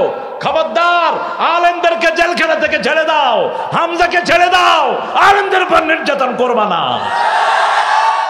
মসজিদের ইমামদের স্যালারি বাড়ানো হোক, কমসে কম 25,000 টাকা করা হোক। ঠিক না বেটি? দিবি তো মুসল্লি নাই, তোমাদের এত কষ্ট লাগে কেন? কত বাজে জায়গায় টাকা খরচ করস মুরুক্ষের গোষ্ঠী, আর ইমামদেরকে টাকা দেওয়া হয় না। ঠিক না বেটি? কত জায়গায় টাকা খরচ হচ্ছে। আহা, বিল্ডিং একটা বানায় আবার ভাঙে। এই যে আপনাদের কড্ডান মোড়ে দেখেন কতগুলো বিল্ডিং ভেঙে গুড়ায় দিচ্ছে। ইসলাম কোন সম্পদ নষ্ট করার পক্ষে নয়। বিল্ডিং ভাঙো কেন? ওই বিল্ডিং এ গরিবকে থাকতে দাও। ঠিক না বেটি? কোন প্ল্যান নাই মুরুক্ষের মতো। একবার বানায় আরেকবার ভাঙে। কোটি কোটি কোটি টাকা সরকারের না, জনগণের শেষ। কার টাকা এগুলো? টাকা কার? জনগণের টাকা, আমাদের টাকা। এই যে আপনার সিরাজগঞ্জ মোড় পার হয়ে যান না, ওই যে উল্লাপাড়ার ওখানে দেখেন নাই কতগুলো? হ্যাঁ, সিরাজগঞ্জ রোড কতগুলো বিল্ডিং ভাঙছে। কিসের প্ল্যান? কোন ঘোড়ার আড্ডার প্ল্যান করো? এই বিল্ডিং গুলি গরিবকে থাকতে দিতা, আশেপাশে বহু মানুষ, তাদের ঘর নাই। ঠিক না বেটি? ভাঙলি কেন? চায়নার এই বান্দরগুলো গিয়ে দেখবেন, একটা মেইন রোডের উপর রোড নিবে, বিশাল 11 তলা বিল্ডিং পড়েছে। বিল্ডিং ভাঙে নেই, বিল্ডিং এর ভিতর দিয়ে ঢালাই করে বিল্ডিং এর ভিতর দিয়ে নিয়ে গেছে রোড। 2টা রুম নষ্ট হয়েছে। আর আমাদের দেশে পান্থ রোড বের করতে ওই যে কি একটা বিল্ডিং ছিল, 11 তলা বিল্ডিং দিয়ে ভাঙ্গা গুড়ায় দিচ্ছে। তো উন্নয়ন হবে কেমনে? একটা বিল্ডিং তো একদিনে বানানো যায় না। ঠিক না বেটি? রাসূল বলেছেন, সম্পদ নষ্ট করবা না, সময় নষ্ট করবা না। যেগুলো মানুষ ব্যবহার করতে পারে এগুলো কখনোই নষ্ট করবা না। সম্পদ জারি হোক। আপনি টাকা পেয়েছেন, নষ্ট করবেন না। আপনার জামা কাপড় আছে, নষ্ট করবেন না, গরিবকে দিয়ে দেন। আল্লাহ বুঝার তৌফিক দান করুন। আরো চিৎকার করে বলি আমিন। হত্যা করতে রাজি আছেন তো? ইসলামের জন্য, ফি সাবিলিল্লাহ। এই তো ছেলে বুঝেছে, আলহামদুলিল্লাহ বলেন। কে বুঝেছে? আমার এই ছোট্ট আব্বুটা বুঝেছে। আলী রাদিয়াল্লাহু আনহু যুদ্ধ করছিলেন, কাফের বুকের উপর বসে গেল। কাফেরের বুকে বসলেন তিনি, গলায় ছুরি চালাবেন, মুখে থুতু মেরেছে। কে মেরেছে? কাফের। তিনি উঠে গেলেন। কাফের বলল, আজাবাল্লাকা ইয়া আলী, আলী তুমি এতক্ষণ আমাকে মারার জন্য চেষ্টা করছো, এখন বুকের উপর বসেছো, গলায় ছুরি চালাবা, উঠে গেল কেন? বলছে, যখন তুই আমার মুখে চাপ দিয়েছিস তখন আমার ব্যক্তিগত জিদ এটার সাথে যোগ হয়েছে। ব্যক্তিগত জিদের কারণে কারো পশম ছেঁড়ার ক্ষমতা আমার নাই। আমি কাজ করছিলাম কার খুশির জন্য? আল্লাহর খুশির জন্য। ইউকাতিলুনা ফি সাবিলিল্লাহি ফায়াকতুলুনা ওয়া ইউকতালুন। আজকে তালেবানদেরকে সবাই সালাম দেয়। ঠিক না বা ঠিক? তাদের কারেন্সি দুনিয়ার 3 নম্বর কারেন্সিতে চলে এসেছে। আল্লাহু আকবার। 3 নম্বরে এখন। কোথায়? আফগানিস্তানরা খেতে পেত না, তারা 3 মাসে তাদের মুদ্রাকে কমিয়ে নিয়ে এসেছে। আগে 130-40 আফগানি পয়সা দিলে $1 হতো, এখন 70টা দিলে $1 পাওয়া যায়। জিজ্ঞেস করা হলো, তোমরা এত উন্নত সাধন হলা কিভাবে? বলছে, আমরা 2টা জিনিস বন্ধ করে দিয়েছি। একটা হলো চোরা চালান। আমাদের দেশ সর্বনাশ করেছে চোরা চালানিরা, আমাদের দেশ সর্বনাশ করেছে টাকা পাচারকারীরা। কত হাজার কোটি টাকা দেশ থেকে লোপাট হয়ে গেছে। ঠিক না বা ঠিক? আর 2 নম্বর, অনলাইন ব্যবসা বন্ধ করে দিয়েছে। অনলাইন ব্যবসা হলো বাটপারি ব্যবসা, প্রতারক ব্যবসা, মানুষের সর্বনাশ করে। এই 2টা বন্ধ করেছে। এখন তাদের মুদ্রা ওয়ার্ল্ডের 3 নম্বর পজিশনে। আবার তাদের এখানে বরকত ঢেলে দিয়েছেন কে? আল্লাহ ওয়াদা করেছেন, ওয়ালাউ আন্না হালাল কুরা আমানু ওয়াত্তাকাউ লাফাতাহনা আলাইহিম বারাকাতিম মিনাস সামাই ওয়াল আরদ। যদি কোনো গ্রামের লোক, শহরের লোক, এলাকার লোক আমি আল্লাহর উপর ঈমান এনে তাকওয়া অবলম্বন করে, আমি আকাশ জমিনের সব বরকতের দুয়ার তাদের জন্য খুলে দেই। আমরা ঈমান আনবো কার উপর? আল্লাহর উপর। ঈমান না আনলে তো আপনার জিহাদ কবুল হবেই না। নামাজ পড়ে না, জিহাদ করে। তোমার জিহাদ আল্লাহ নিবেন না। তোমাকে নামাজি হতে হবে, ঠিক না বেঠি? তোমাকে বিবির হক দিতে হবে, প্রতিবেশীর হক দিতে হবে। কারো জিনিস তুমি চুরি করতে পারবে? আমাদের অনেকে মনে করে হিন্দুবাদীর জিনিস আমাদের জন্য হালাল না। কেমনে হালাল? যুদ্ধের ময়দানে গেলে হালাল। আপনার সাথে যদি তাদের যুদ্ধ হয়, যুদ্ধে আপনি বিজয় লাভ করলে যে সম্পদগুলো যুদ্ধের ময়দানে পাওয়া যাবে সেগুলো আপনার জন্য কি হালাল। এগুলোকে গনিমতের মাল বলা হয়। কিন্তু আপনি একজন হিন্দু ভাইয়ের ঘরে জিনিস চুরি করবেন, এটা কখনো জায়েজ হতে পারে না। কারণ কি? দেখেন, রাসূল যখন মক্কায় ছিলেন, রাসূলের কাছে সব মুশরিকদের জিনিস আমানত ছিল, ঠিক না বেঠি? হিজরতের রাতে তিনি এগুলো আলীকে দিলেন রাদিয়াল্লাহু আনহু। আর আলীকে বললেন, আলী তুমি আমার বিছনায় ঘুমিয়ে থাকো, আজকে রাতে কাফেররা আমাকে হত্যার জন্য আমার বাড়ির চারিদিকে ঘেরা দেবে। তোমাকে চাদর দিলাম। চাদরের উপর রাসূল ফু দিয়ে দিলেন। সূরা ইয়াসিনের একটা আয়াত পড়ে, ওয়াজআলনা মিন বাইনি আইদিহিম সাদ্দাও ওয়া মিন খালফিহিম সাদ্দা ফাআগশাইনাহুম ফাহুম লা ইউবসিরুন। এটা পড়ে যদি নিজেকে ফু দেন, আপনাকে আপনার শত্রুরা দেখবে না। এটা পড়ে দিলেন আর বললেন, তোমার এই চাদরের উপরে যত আক্রমণ করবে তোমার কিচ্ছু হবে না, তুমি ঘুমিয়ে থাকো। সকালবেলায় যখন তারা দেখবে আমার বিছনায় তুমি শোয়া, উপর দিয়ে হয়তো আক্রমণ করবে, কিন্তু তোমাকে বাঁচিয়ে দিবেন কে? আলী তো বোধহয় দুর্বল ছিলেন নাকি? হ্যাঁ, আপনাদের মতো ছিল? বেশকি দিয়ে উঠা দৌড়। একজন সাহাবীও দুর্বল ছিলেন না, একজনও দুর্বল ছিলেন না, একজনও না। আবু সাঈদ একজন সাহাবী ছিলেন মদিনা, তিনার সাথে মক্কার এক বড় দৌলপতির খাতির ছিল। এই মক্কার এই কাফেরের কাছে তিনি বেড়াতে আসতেন। একবার আসলেন তিনি, আসার পরে বুখারীতে এসেছে হাদিসটি। তিনি ওই বন্ধুকে বললেন, ওবায়দা খুব সম্ভব, বললেন যে বন্ধু, যখন দুপুরে কেউ থাকে না তখন আমাকে মক্কায় নিয়ে যেও, আমি একটু তোয়াফ করব। যখনই মক্কায় গেল, আবু জেহেলের সাথে দেখা। আবু জেহেল বলল, মান الذهب من الذهب والفضة والخيل المسومة ذلك متاع الحياة الدنيا والله عنده حسن المآب। পাঁচটা জিনিসের ভালোবাসা আল্লাহ আপনাকে দিয়েছেন। বিবির ভালোবাসা সবার মধ্যে আছে না নাই? সন্তানের ভালোবাসা আসে না নাই? সম্পদের ভালোবাসা আসে না নাই? গাড়ি ঘোড়ার ভালোবাসা আছে না নাই? জমির ভালোবাসা আছে। কিন্তু সবচেয়ে বেশি ভালোবাসবে মুমিন কাকে? বিবির সাথে আছেন, সন্তানদেরকে নিয়ে শুয়েছেন, কিন্তু যখন ফজর আযান হলো বিবির ভালোবাসা বড় নয়। কার ভালোবাসা? আল্লাহর ভালোবাসা। এরপরে আল্লাহ রাব্বুল আলামিন বলছেন, শুনো, ফায়াকতুলুনা ওয়া ইউকতালুন, তোমরা মারবা, মরবা, মারবা, মরবা। কিন্তু রাসূলের আদর্শ দেখেন। আবু সুফিয়ান টের পেল কিভাবে? দেখেন, মদিনা থেকে একটু দূরে তিনি খিমা গাড়লেন, তালাশ করতেছেন এখানে মদিনা থেকে কেউ এসেছে কিনা। হঠাৎ করে দেখে একটু উটের পায়খানা। ওই পায়খানা গেটে তিনি দেখে সেখানে ছোট্ট ছোট্ট খেজুরের দানা। ছোট্ট খেজুরের দানা দেখি তিনি চিনলেন এই ওটটা মদিনা থেকে এসেছে। তিনি বলে ফেললেন তার সাথীদেরকে, রাস্তা দিয়ে যাওয়া যাবে না, যেতে হবে সাগরের পাড় দিয়ে। আর মক্কায় লোকদেরকে খবর পাঠালেন, তোমরা সব মক্কার বড় বড় পয়সাওয়ালারা আমাকে টাকা দিয়ে সিরিয়ায় পাঠিয়েছ, আমাকে যে কোনো সময় মুহাম্মদ আক্রমণ করতে পারে সাল্লাল্লাহু আলাইহি ওয়াসাল্লাম, তোমরা অগ্রসর হও।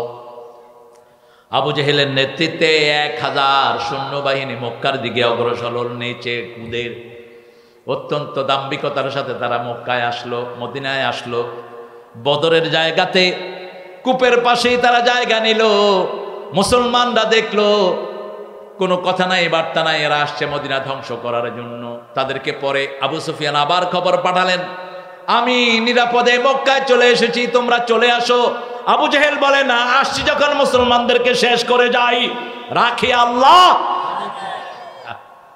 এত সহজ। ইহুদির বাচ্চারা চেষ্টা করছে গাঁজাকে শেষ করার জন্য, কিন্তু গাঁজাকে দিয়েই তাদের কবর হয়ে যাবে।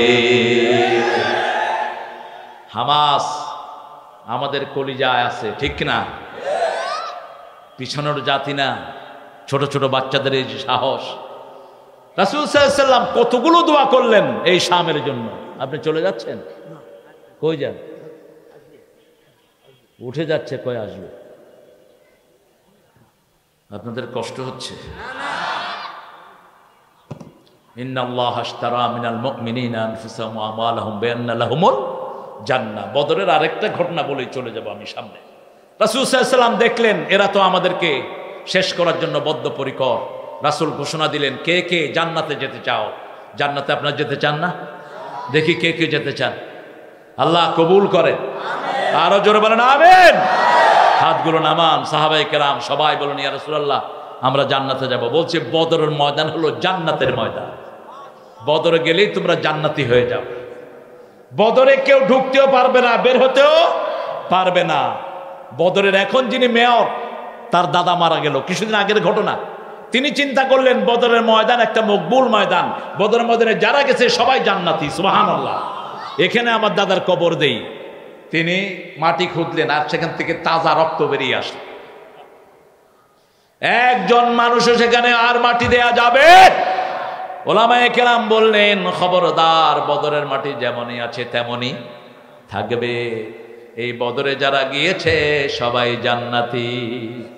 তরফার দুই ছেলে, বুখারীর বর্ণনা, তরফার দুই ছেলে। আবার বুখারীর সরা এসেছে দুই ছেলের নামই মুআজ, একটা হলো ওমরের মুআজ আর একটা হলো তরফার মুআজ। কোন কোন বর্ণায়, আবার কোন বর্ণায় এসেছে এক বাপেরই দুই সন্তান। কয় সন্তান? একটার বয়স 13 আর একটার 11। মুআজ এবং মুআওয়াজ দুইজনই রাসূলকে গিয়ে বলছেন। প্রথম জন বললেন, ইয়া রাসূলুল্লাহ আমি বদরের ময়দানে যেতে চাই। রাসূল সাল্লাল্লাহু আলাইহি ওয়াসাল্লাম বললেন, তুমি তো বয়সে ছোট। বলছে, ইয়া রাসূলুল্লাহ আমি খুব জোরে দৌড়াতে পারি। একজন সাহাবীর কানে কানে গিয়ে বললেন, চাচা আপনাকে আমি আপনার সাথে দৌড়াবো, আপনি একটু আস্তে দৌড়ায় আমারে ফাস্ট করে দিয়েন। সুবহানাল্লাহ। ওই চাচা আস্তে দৌড়িয়ে তাকে ফাস্ট করে দিয়েছে, রাসূল তাকে নিয়ে নিয়েছেন। এবার বড় ভাই এসে বলছে, ভাই তুই কেমনে টিকলি? কয় আমি এই বুদ্ধি করে টিকছি। কয় তুই তাহলে আমি তোর সাথে দৌড় দেবো, তুই একটু আস্তে দৌড়ে আমারে ফাস্ট করে দিস, তাহলে আমিও যেতে পারবো। রাসূল সাল্লাল্লাহু আলাইহি ওয়াসাল্লাম দুইজনকে অনুমতি দিলেন। আব্দুর রহমান ইবনে আউফ, বুখারীর বর্ণনা, তিনি বলছেন বদরের ময়দান, আমি আমার পাশে চিন্তা করলাম কে আছে আমার পাশে, একটু দেখি। আমি দেখি আমার দুই পাশে দুটা ছোট বাচ্চা ছেলে, এখনো কেবল মোষ উঠতেছে, মোষ উঠার রেখা দিয়েছে, এখনো মোষ ওঠে নেই। অত্যন্ত অল্প বয়সের দুইটা ছিল আমার দুই পাশ। আমি চিন্তা করলাম এই বাচ্চাদের সাথে আমি থাকবো কেন, আমি একটু বুড়াদের সাথে যাই। সাথে সাথে এক ছেলে বলল, ইয়া আম্মি আম্মি আরানা আবু জেহেল, ও চাচা আবু জেহেলকে একটু দেখায়া দেন। তিনি বললেন, মা বিকাবে আবু জেহেল, তুই পিচ্চি ফেলে আবু জেহেলকে দিয়ে করবি কি?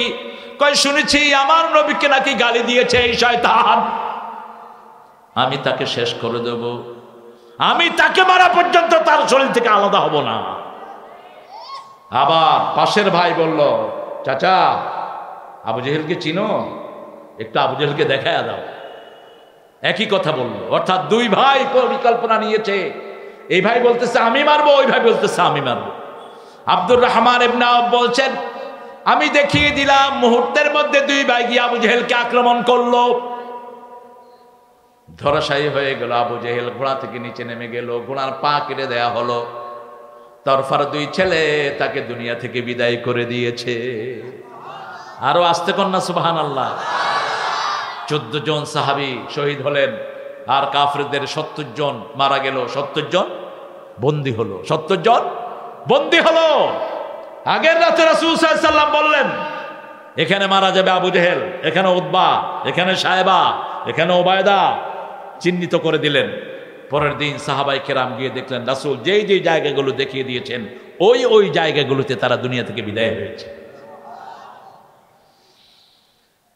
ফায়াকতুলুনা ওয়া ইউকতালুন, এই হত্যাকে আল্লাহ কি চোখে দেখেন? আল্লাহ বলছেন সূরা সফ ইন্নাল্লাহা ইউহিব্বুল্লাযীনা ইউকাতিলুনা ফী সাবিলিহি সাফফান কাআন্নাহুম বুনিয়ানুম মারসুস। আল্লাহ তাদেরকে সবচেয়ে বেশি ভালোবাসেন যারা আল্লাহর রাস্তায় আল্লাহর খুশির জন্য দলবদ্ধ হয়ে কেতাল করে। তাদেরকে সবচেয়ে বেশি ভালোবাসেন কে? আপনি বিক্ষিপ্তভাবে কাউকে হত্যা করতে পারবেন? আপনার মন চাইলে হত্যা করলেন, এটা না। কোরআনের দলের ভিতরে থেকে, একটা ইউনাইটেড গোষ্ঠীর ভিতরে থেকে যখন আপনার উপর দায়িত্ব আসবে তখন আপনি সেখানে যাবেন, ঠিক না ঠিক? ইন্ডিভিজুয়ালি না, প্রত্যেকে রাসূলের ছায়াতলে ছিলেন। রাসূল যতক্ষণ বলেন নেই ততক্ষণ যান নেই, এবং রাসূল কখনো আগে আক্রমণ করেন নেই। আগে 3 জন আনসারীকে পাঠিয়েছেন, প্রথম 3 বার দাওয়াত দিয়েছেন। কয়বার? 3 বার দাওয়াত দিয়েছেন।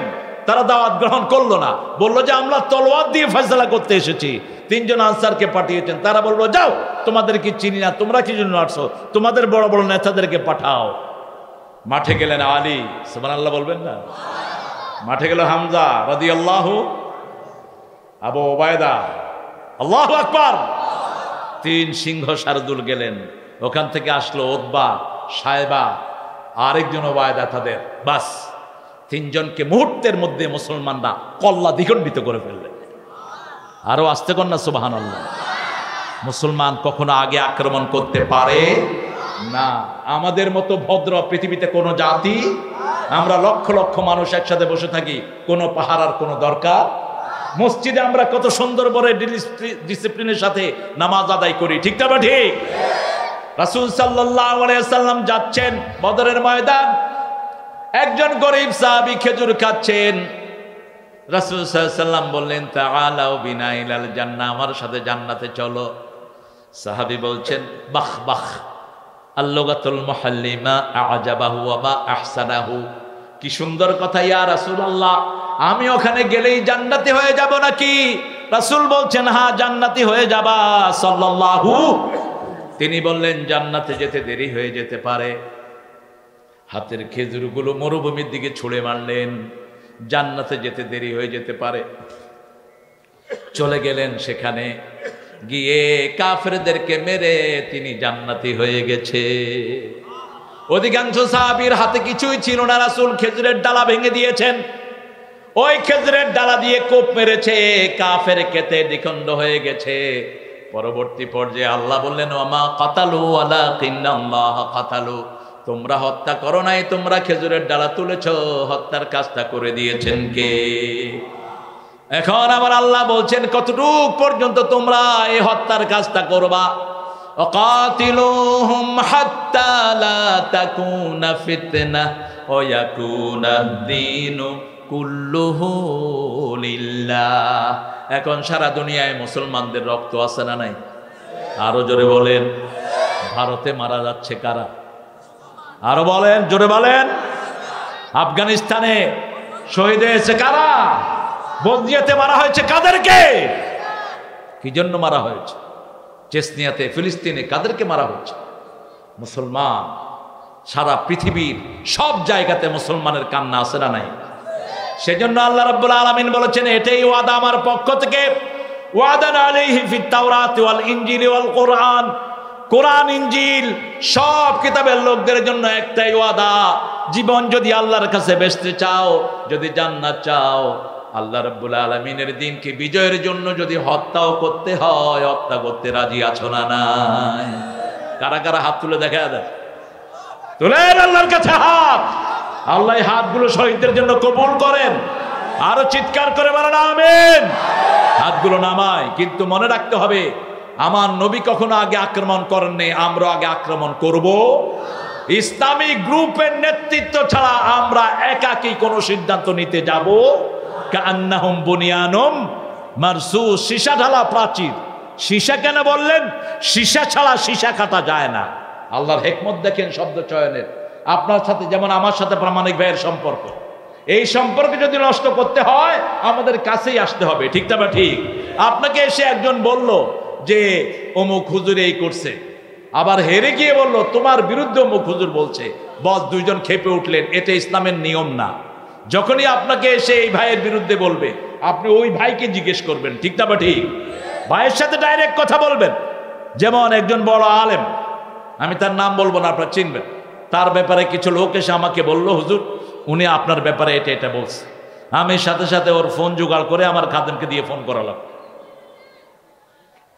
ফোন করিয়ে যখন সালাম দিলাম, সে তো খুশিতে আটখানা। বলছে, হুজুর, আমি স্যার কেমন আছো তুমি? বলছে, হুজুর আপনি আমার খবর নিয়েছেন, আমার এর চেয়ে সুখ আর কিছু নেই। তাহলে ওর বিরুদ্ধে যে আমাকে বললো, কথাটা সত্য না মিথ্যা? মিথ্যা। কিশোরগঞ্জের একজন বড় আলেম চলে গেছেন দুনিয়া থেকে, আমি ওনার জন্য দোয়া করি। দারসে নিজামের অনেক মাহফিলে তিনি আমাকে স্নেহ করেছেন। হঠাৎ করে একজন এসে, মসজিদের এক ইমাম এসে বলছে, হুজুর উনি আপনার বিরুদ্ধে এরকম এরকম এরকম বলছে। আমি সাথে সাথে ওনার মাদ্রাসায় ফোন করলাম। শেখুল হাদিস একজন ধরলেন, ধরে বললাম যে, হুজুর কেমন আছেন? আমি নাম বললাম। বলছে, হুজুর আপনি কিভাবে আমাদেরকে স্মরণ করলেন? গতকালকেও মোহতামে হুজুর আপনার নাম ধরে দোয়া করেছে। আমরা ডাইরেক্ট কারো সাথে দেখা করা ছাড়া তার বিরুদ্ধে কোনো মন্তব্য করব? আমাদের আলেমদের সম্পর্ক নষ্ট করার জন্য এরকম শয়তান আছে না নাই? এই জন্য আল্লাহ সীসার কথা বললেন। সীসা দিয়ে সীসা কাটা হয়, লোহা দিয়ে সীসা কাটা যায় না। আলেমদের সম্পর্ক যদি এরকম মজবুত হয়, বাংলাদেশে ইসলাম কায়েম হতে বেশি দেরি হবে? এখনো আলেমদের কোরবানি আছে না নাই? কথা বলেন না কেন? কত কোরবানি, কত কোরবানি বলেন তো। একজন মানুষ সারা জীবন হাদিস পড়িয়েছেন, তার হাতে ডান্ডা বেড়ি, পায়ে ডান্ডা বেড়ি, গলায় ডান্ডা বেড়ি। কোন সমাজে আমরা আছি? যার বাপ শাইখুল হাদিস, যার ভাইয়েরা শাইখুল হাদিস, ঘরে অসংখ্য হাফেজ, সেই লোকটার গলায় ডান্ডা বেড়ি কেমনে দেওয়া হয়? আমাদের আলেমদেরকে ভালোবাসতে হবে, ঠিক না ঠিক? আলেমদের কারণেই আমরা দিন পেয়েছি। আপনার মাদ্রাসাগুলোতে গিয়ে শুনবেন, বহু আলেম তিন বেলা ঠিক মতো খেতেও পায় না, কিন্তু হাসি মুখে বাচ্চাদেরকে কোরআন পড়ায়। এইভাবেই এই দিনের প্রতিষ্ঠানগুলো গড়ে উঠেছে। প্রত্যেকটা মসজিদকে আমরা দিনের মারকাজ বানাবো, ঠিক না ঠিক? ওয়াদান আলাইহি হাক্কান ফিত তাওরাতি ওয়াল ইনজিল ওয়াল কোরআন। আল্লাহ বলছেন, এই রাস্তায় তাওরাতের লোকেরা, ইনজিলের লোকেরা, কোরআনের লোকেরা একই রাস্তায় আমার কাছে জীবন বিক্রি করেছে, তোমরাও সেই রাস্তায় বিক্রি করবা। আমানা উফা বিআহদিহি মিনাল্লাহ, যারা আল্লাহর সাথে কৃত এই ওয়াদা পূরণ করবে, ফাস্তাবশিরু বিবাইআকুমুল্লাযী বায়াতুম বিহি, তাদেরকে সুসংবাদ দাও। যালিকা হুয়াল ফাওজুল আযীম, এটার চেয়ে বড় বিজয় আর কিছুই। মনে করে পয়সাওয়ালা হলে বিজয় না, দুনিয়াও শেষ, আখিরাতও। পয়সা যদি হালাল হয় তাহলে উপায়, আর যদি হারাম হয় দুনিয়াও শেষ, আখিরাতও। আল্লাহ বলছেন, যার এই ব্যবসা যে করবে তার দুনিয়াও সফল, আখিরাতও সফল। ফৌজ বললেন, ফাওজুল আযীম। ফৌজ আসে আল্লাহর পক্ষ থেকে, আর ফালাহটার জন্য মানুষের চেষ্টা দরকার। এই জন্য আল্লাহ ফালাহের কথা বলতে গিয়ে সলাতের কথা বললেন, ফালাহের কথা বলতে গিয়ে ইমানের কথা, যাকাতের কথা বললেন। উলাইকা আলা হুদাম মির রাব্বিহিম ওয়া উলাইকা হুমুল মুফলিহুন। ফালাহ বলা হয় কৃষককে। কৃষক মাটি চাষ করে, কষ্ট করে ফসল ফলায়, এই জন্য সে হলো ফাল্লাহ। আর ফৌজ দেয়ার মালিককে আল্লাহ, ফৌজ দেয়ার মালিক। এটা মানুষের হাতে নয়। আমরা বিজয়ের জন্য আমাদের জানমাল কোরবানি করে আল্লাহর রাস্তায় জিহাদ করব। জিহাদ জিহাদ জিহাদ চাই। জিহাদ করে একটা দোয়া করতেন সাহাবায়ে কেরাম, আমরাও করব। শাহাদাত শাহাদাত শাহাদাত চাই, শহীদ হয়ে বাঁচতে চাই। শহীদ হতে চান তো? চান? চান শহীদ হতে?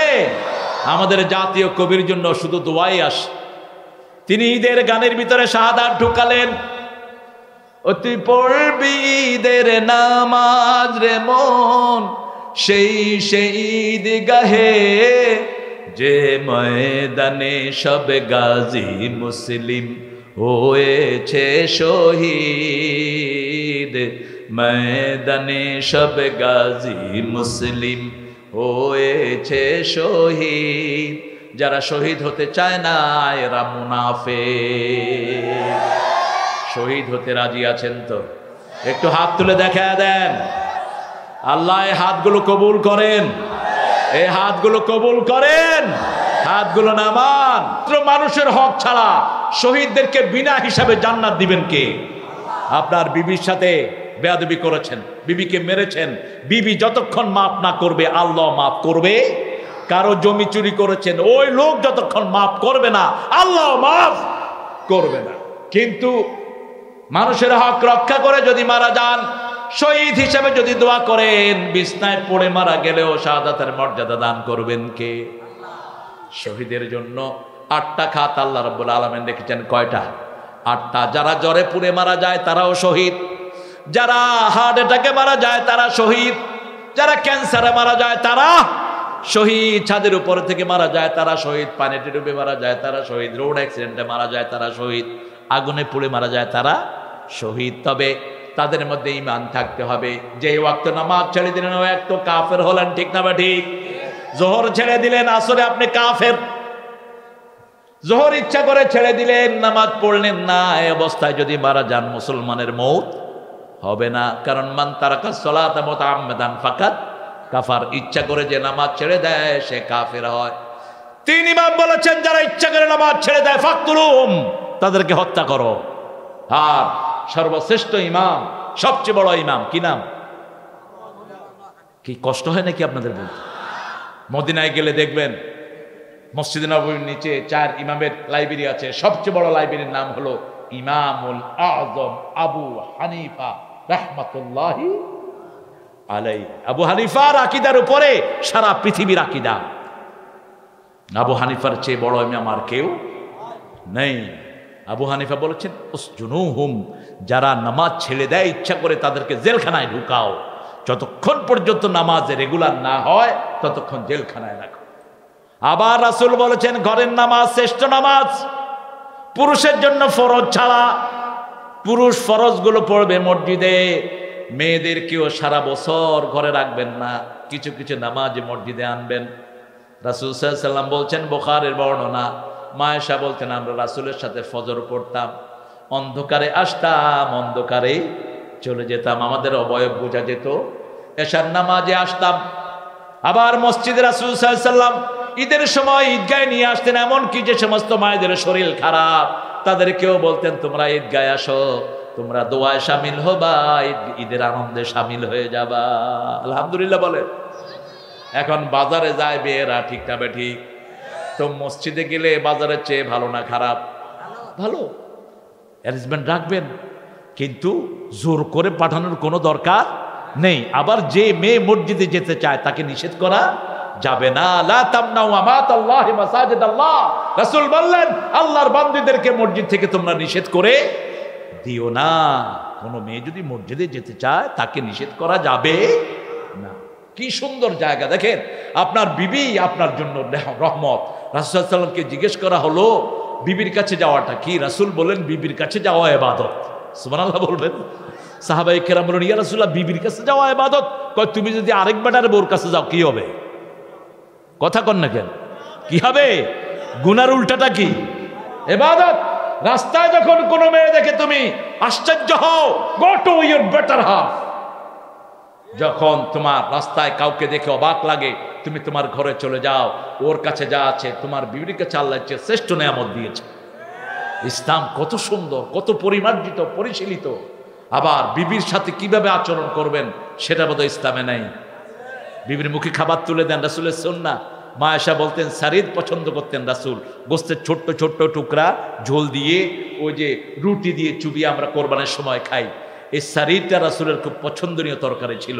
রাসূল সাল্লাল্লাহু আলাইহি ওয়াসাল্লাম ব্যাপারে মা আয়েশা বলছেন একসাথে খেতে বসতাম, রাসূল প্রথম লোকমাটা আমার মুখে তুলে দিতেন, তারপরে তিনি নিজে লোকমা খেতেন। আমি যখন পানি খেতাম আমার মুখের ওই সারিদের ময়লা লাগতো, ওই ময়লা লাগায় মুখ লাগিয়ে, ওই ময়লায় মুখ লাগিয়ে পানি খেতেন রাহমাতাল লিল।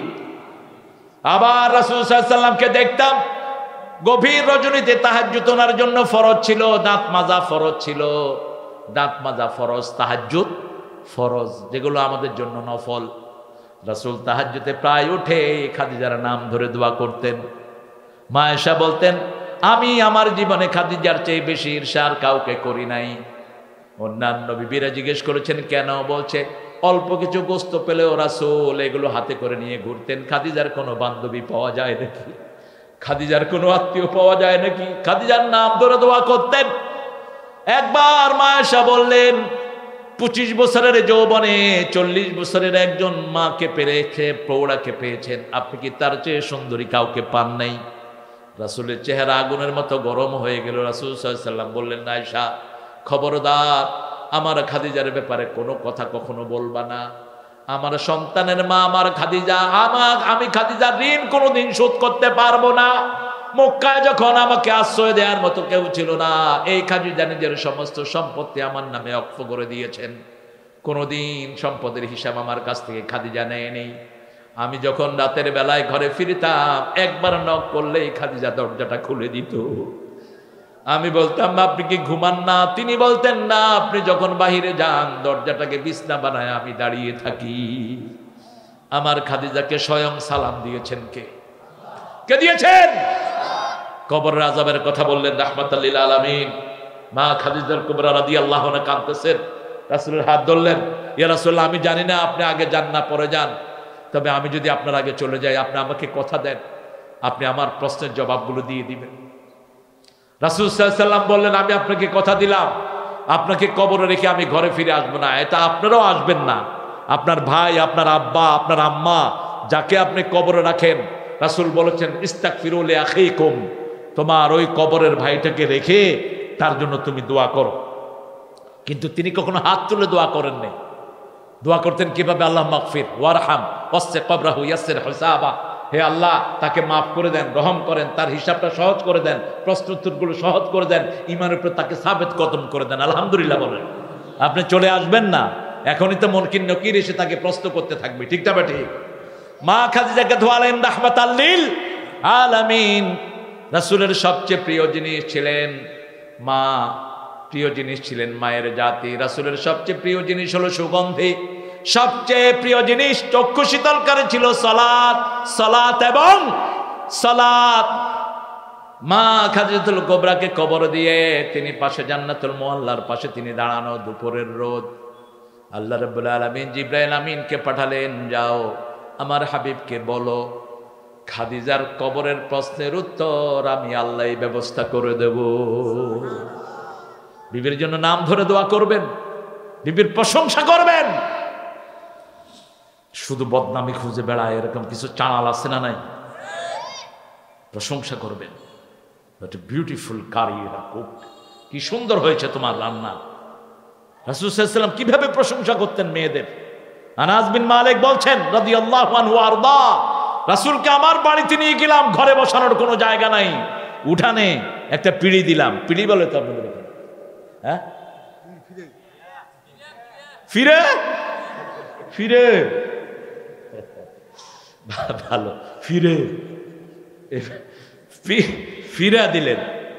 রাসূল সাল্লাল্লাহু আলাইহি ওয়াসাল্লাম বসলেন পীড়াতে। আনাস বিন মালিক রাদিয়াল্লাহু মা চাঁদের দিকে দেখছেন আর রাসূলের চেহারার দিকে দেখছেন। আনাস বলছেন, মা কি দেখো? কয় দেখো চাঁদে একটু মেঘ আছে, রাসূলের চেহারা এতটুকু ময়লা নেই।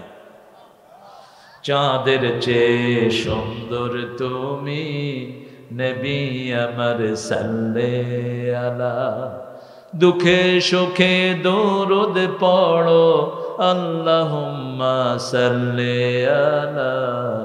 চাঁদের চেয়ে সুন্দর তুমি নবী আমার সাল্লে আলা। আল্লাহু আকবার। শুকনা রুটি আর সিরকা দিলেন, সিরকা ভিনিগার। সিরকারে কি বলে আপনাদের? সিরকাই বলে, অল্প দাম, বেশি না, এরকম একটা বোতল বোধ 30-40 টাকা। এই সিরকা দিলেন আর শুকনা রুটি দিলেন। রাসূল খেয়ে খেয়ে বললেন, এই আনাস, এই সিরকা এবং রুটি শ্রেষ্ঠ খাবার। আনাসের মার চেহারা চাঁদের মতো খুশি হয়ে গেছে। আমরা বিভিন্ন জায়গায় কি রাঁধছ, এটা কি,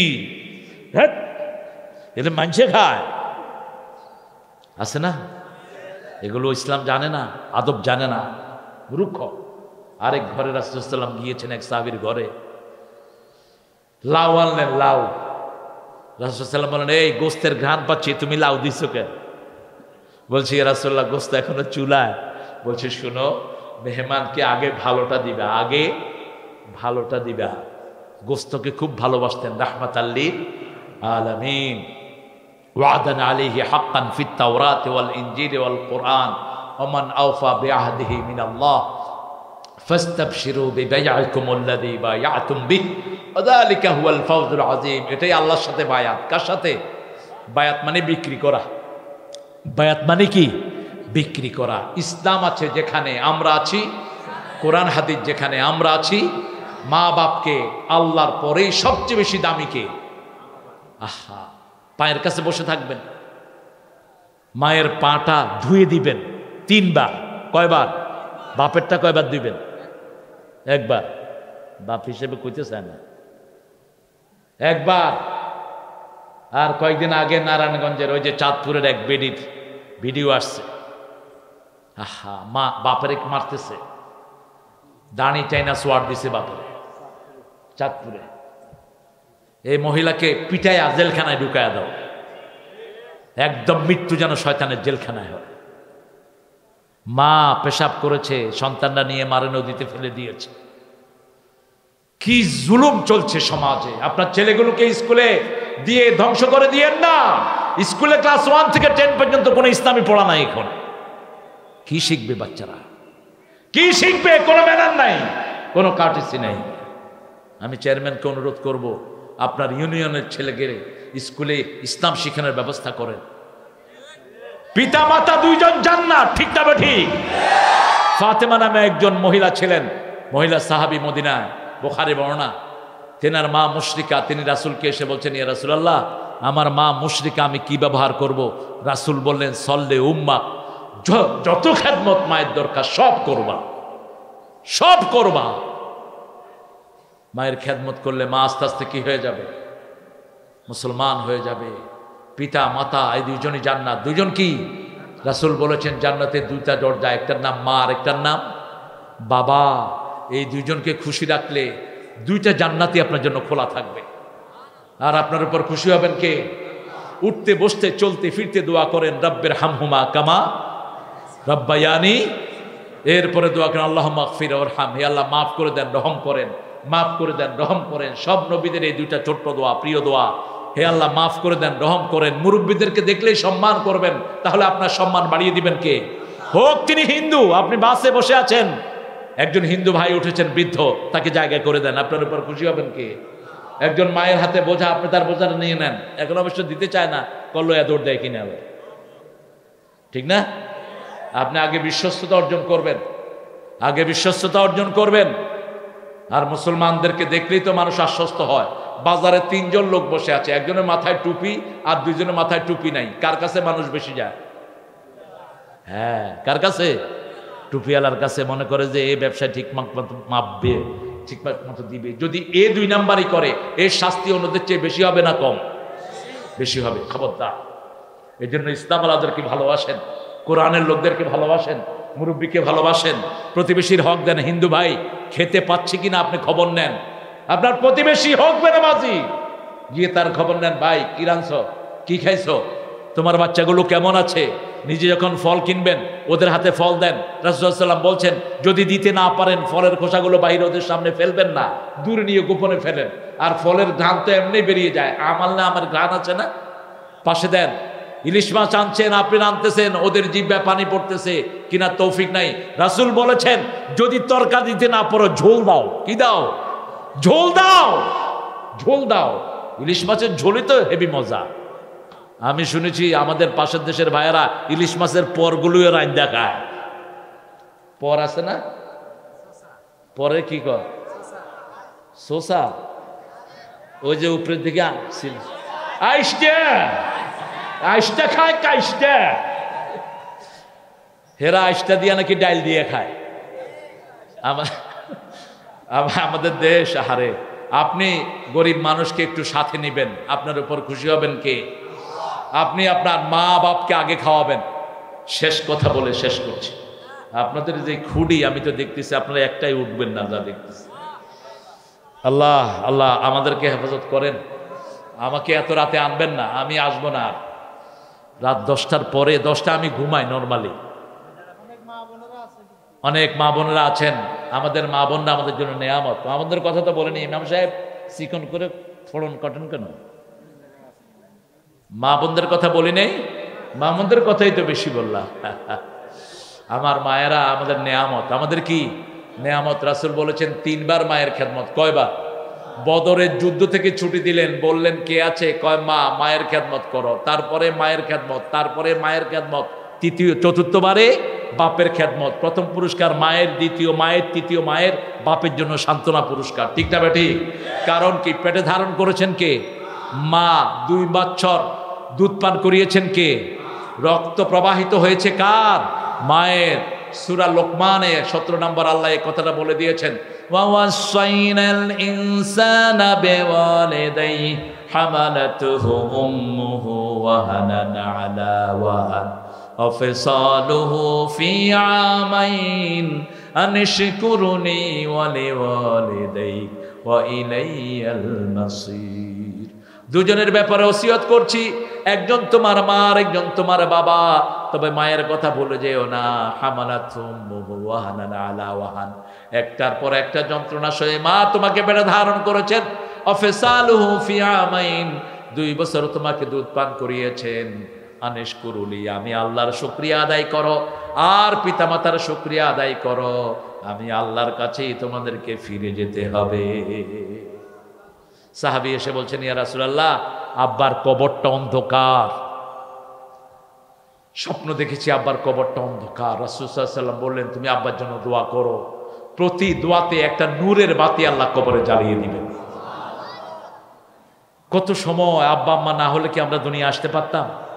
আর এই মা কত কষ্ট করেছেন। মায়ের কষ্টের কথা সেই বুঝে যে মা হয়, যে কি হয়, বাপের কষ্টের কথা সে বুঝে যে বাপ হয়। ঠিক না ঠিক? তাহলে আমরা আল্লাহর কাছে আমাদের সম্পদ বিক্রি করে দেব। ঠিক আছে তো?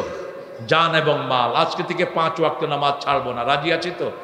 দেখি কারা কারা একটু বলেন, হে আল্লাহ, আপনার নামে শপথ করছি, জীবনে আর কোনোদিন 5 ওয়াক্ত সালাত, রমজানের রোজা, হজ, যাকাত দল করা ছেড়ে দেব না। আমিন ইয়া রাব্বাল আলামিন।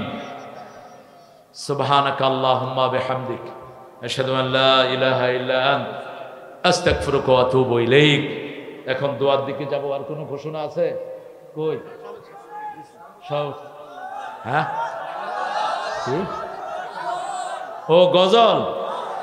মন আমার কাঁদে রে, প্রাণ আমার কাঁদে রে, যেতে সোনার মদিনা। মন আমার কাঁদে রে, প্রাণ আমার কাঁদে রে, যেতে সোনার মদিনা। যে মদিনা ধন্য হলো পেয়ে তব ঠিকানা। মন আমার কাঁদে রে, প্রাণ আমার কাঁদে রে, যেতে সোনার মদিনা। শাহাদাত শাহাদাত শাহাদাত চাই, শহীদ হয়ে বাঁচতে চাই। শাহাদাত শাহাদাত শাহাদাত চাই, শহীদ হয়ে বাঁচতে চাই। যে পথে শাহাদাত, সে পথে জীবন হারাতে চাই। শাহাদাত শাহাদাত শাহাদাত চাই, শহীদ হয়ে বাঁচতে চাই। আলহামদুলিল্লাহ, আমরা ইনশাআল্লাহ একটা সঙ্গীতের অনুষ্ঠান করবেন, ইসলামীয় সঙ্গীত, শুধু এটাই গাবো ইনশাআল্লাহ। আমাদের প্রিয় সভাপতি এখন একটু কথা বলবেন। জি, সভাপতি সাহেব কথা বলবেন, তারপর আমরা দোয়া করব। দোয়ার পরে আমরা ইনশাআল্লাহ এখান থেকে যাব। আমরা দোয়া করব। দোয়া রাসূল সাল্লাল্লাহু আলাইহি ওয়াসাল্লামের কাছে চাইলেও তিনি করতেন। আমরা দোয়া করব, বিশেষ করে আমার ফিলিস্তিনি ভাইদের জন্য। আমরা সবাই ফিলিস্তিনকে ভালোবাসি তো? ফিলিস্তিনিদের আমরা বিজয় চাই। আল্লাহুম্মা আমিন। লা ইলাহা ইল্লা হুয়াল হালিম সুবহান রাব্বিল আরশিল আযীম। আল্লাহুম্মা সাল্লি ওয়া সাল্লিম আলা নাবিয়িনা মুহাম্মদ ওয়া আলা আলিহি ওয়া সাহবিহি আজমাইন। দুকুরিয়া বেড়া বাজার কেন্দ্রীয় জামে মসজিদের উদ্যোগে আয়োজিত আল্লাহ রাব্বুল আলামিন বিলকুসি থানার সিরাজগঞ্জের এই প্রাঙ্গণ থেকে হাজার লক্ষ জনতা নিয়ে আপনার কাছে ভিক্ষার হাত তুলেছি। আমাদের জীবনের গুনাহগুলো আপনি মাফ করে দেন। আজকের নামাজ, আজকের রোজা সহ সারা জীবনের আমল আপনার শাহী দরবারে কবুল করুন। তার হাদিয়া সমস্ত আম্বিয়া কিরামের রওয়াহ মুবারকে পৌঁছায়া দেন। বিশেষ করে যেই নবী আলাইহিস সালাম সারা জীবন উম্মতি উম্মতি বলে কেঁদেছে, সেই নবী আলাইহিস সালামের রওজা মোবারকের সোয়াব পৌঁছিয়ে দেন। এ পর্যন্ত যত মুমিন মুমিনাত মুসলিম মুসলিমাত কবরে চলে গেছে, সবার আরওয়াহে সোয়াব পৌঁছিয়ে দেন। বিশেষ করে আমরা যারা হাত তুলেছি, অনেকের মা নাই, অনেকের বাবা নাই, পিতামাতার কবরকে জান্নাতের বাগান বানায়া দাও, বেহেশতের পোশাক তাদের গায়ে পরায়া দাও।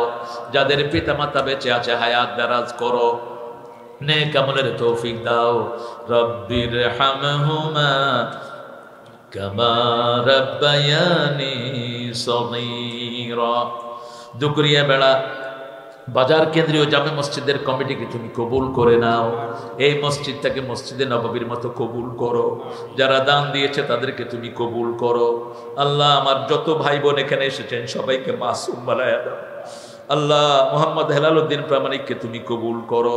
আমাদের আশরাফ আলী স্বপন ভাইকে তুমি কবুল করো। আলহাজ ডক্টর আলতাফ হোসেনকে তুমি কবুল করো। যত মেহমানের নাম এসেছে তুমি কবুল করো। আমার চেয়ে অনেক সুন্দর বলেছেন আলহাজ মাওলানা মোহাম্মদ গোলাম মুর্তজা হুজুর, তাকে তুমি কবুল করো। নজরুল ইসলাম সেরারজি ভাইকে তুমি কবুল করো। কত আলেম ওলামা এখানে বসে আছে, মসজিদের ইমাম, সবার হায়াত দারাজ করে দাও। তাদের মুসল্লিদেরকে তুমি কবুল করো। আল্লাহ রাব্বুল আলামিন সারা দুনিয়ার সব মুসলমানদেরকে তুমি মাফ করে দাও। ফিলিস্তিনের ভাইদেরকে তুমি বিজয় দান করো। ইহুদির বাচ্চাদেরকে তুমি রাস্তা নাবুদ করে দাও। অচিরে ইসরায়েলকে তুমি মুসলমানদের হাতে তুলে দাও। আল্লাহ, সারা দুনিয়ার সব বিপদ মুসিবত থেকে সব মানুষকে হেফাজত করো। আল্লাহ, আমাদের এলাকার সকল ব্যবসায়ীর ব্যবসায় তুমি বরকত ঢেলে দাও। সিরাজগঞ্জের কাপড় না হলে বাংলাদেশের লোকদের বড় অসুবিধা হয়ে যেত। আল্লাহ, সকল তাঁতি পরিবারকে তুমি হেফাজতে রেখে দিও। আল্লাহ, সকল মৎস্যজীবীকে তুমি সব বিপদ থেকে হেফাজত করো। আল্লাহ, সিরাজগঞ্জের ভাঙন থেকে, যমুনার ভাঙন থেকে আমাদেরকে তুমি হেফাজত করে দিও। আল্লাহ, এই মাহফিলখানাকে কিয়ামত পর্যন্ত দায়েম ও কায়েম করে দিও। আল্লাহ, কোরআনের ফাঁকিকে চিরস্থায়ী জান্নাত দান করে দিও। আল্লাহ, যত আলেম কোরআনের পক্ষে কথা বলে সবাইকে তুমি মাফ করে দাও। সকল আলেমের হায়াতকে তুমি দারাজ করে দাও। আল্লাহ, জানি না কার জীবনের শেষ মোনাজাত এই মোনাজাত। আল্লাহ, শামীমকে তুমি কবুল করো। আমাদের যত চেয়ারম্যান, আমার সোহেলকে তুমি কবুল করে নিও। আল্লাহ, মৃত্যু যখন আসবে শাহাদাতের মওত আমাদের নসিব করে দিও। আর যখন মৃত্যু দুয়ারে আসবে জবানে জারি করে দিও লা ইলাহা ইল্লাল্লাহু মুহাম্মাদুর রাসূলুল্লাহ।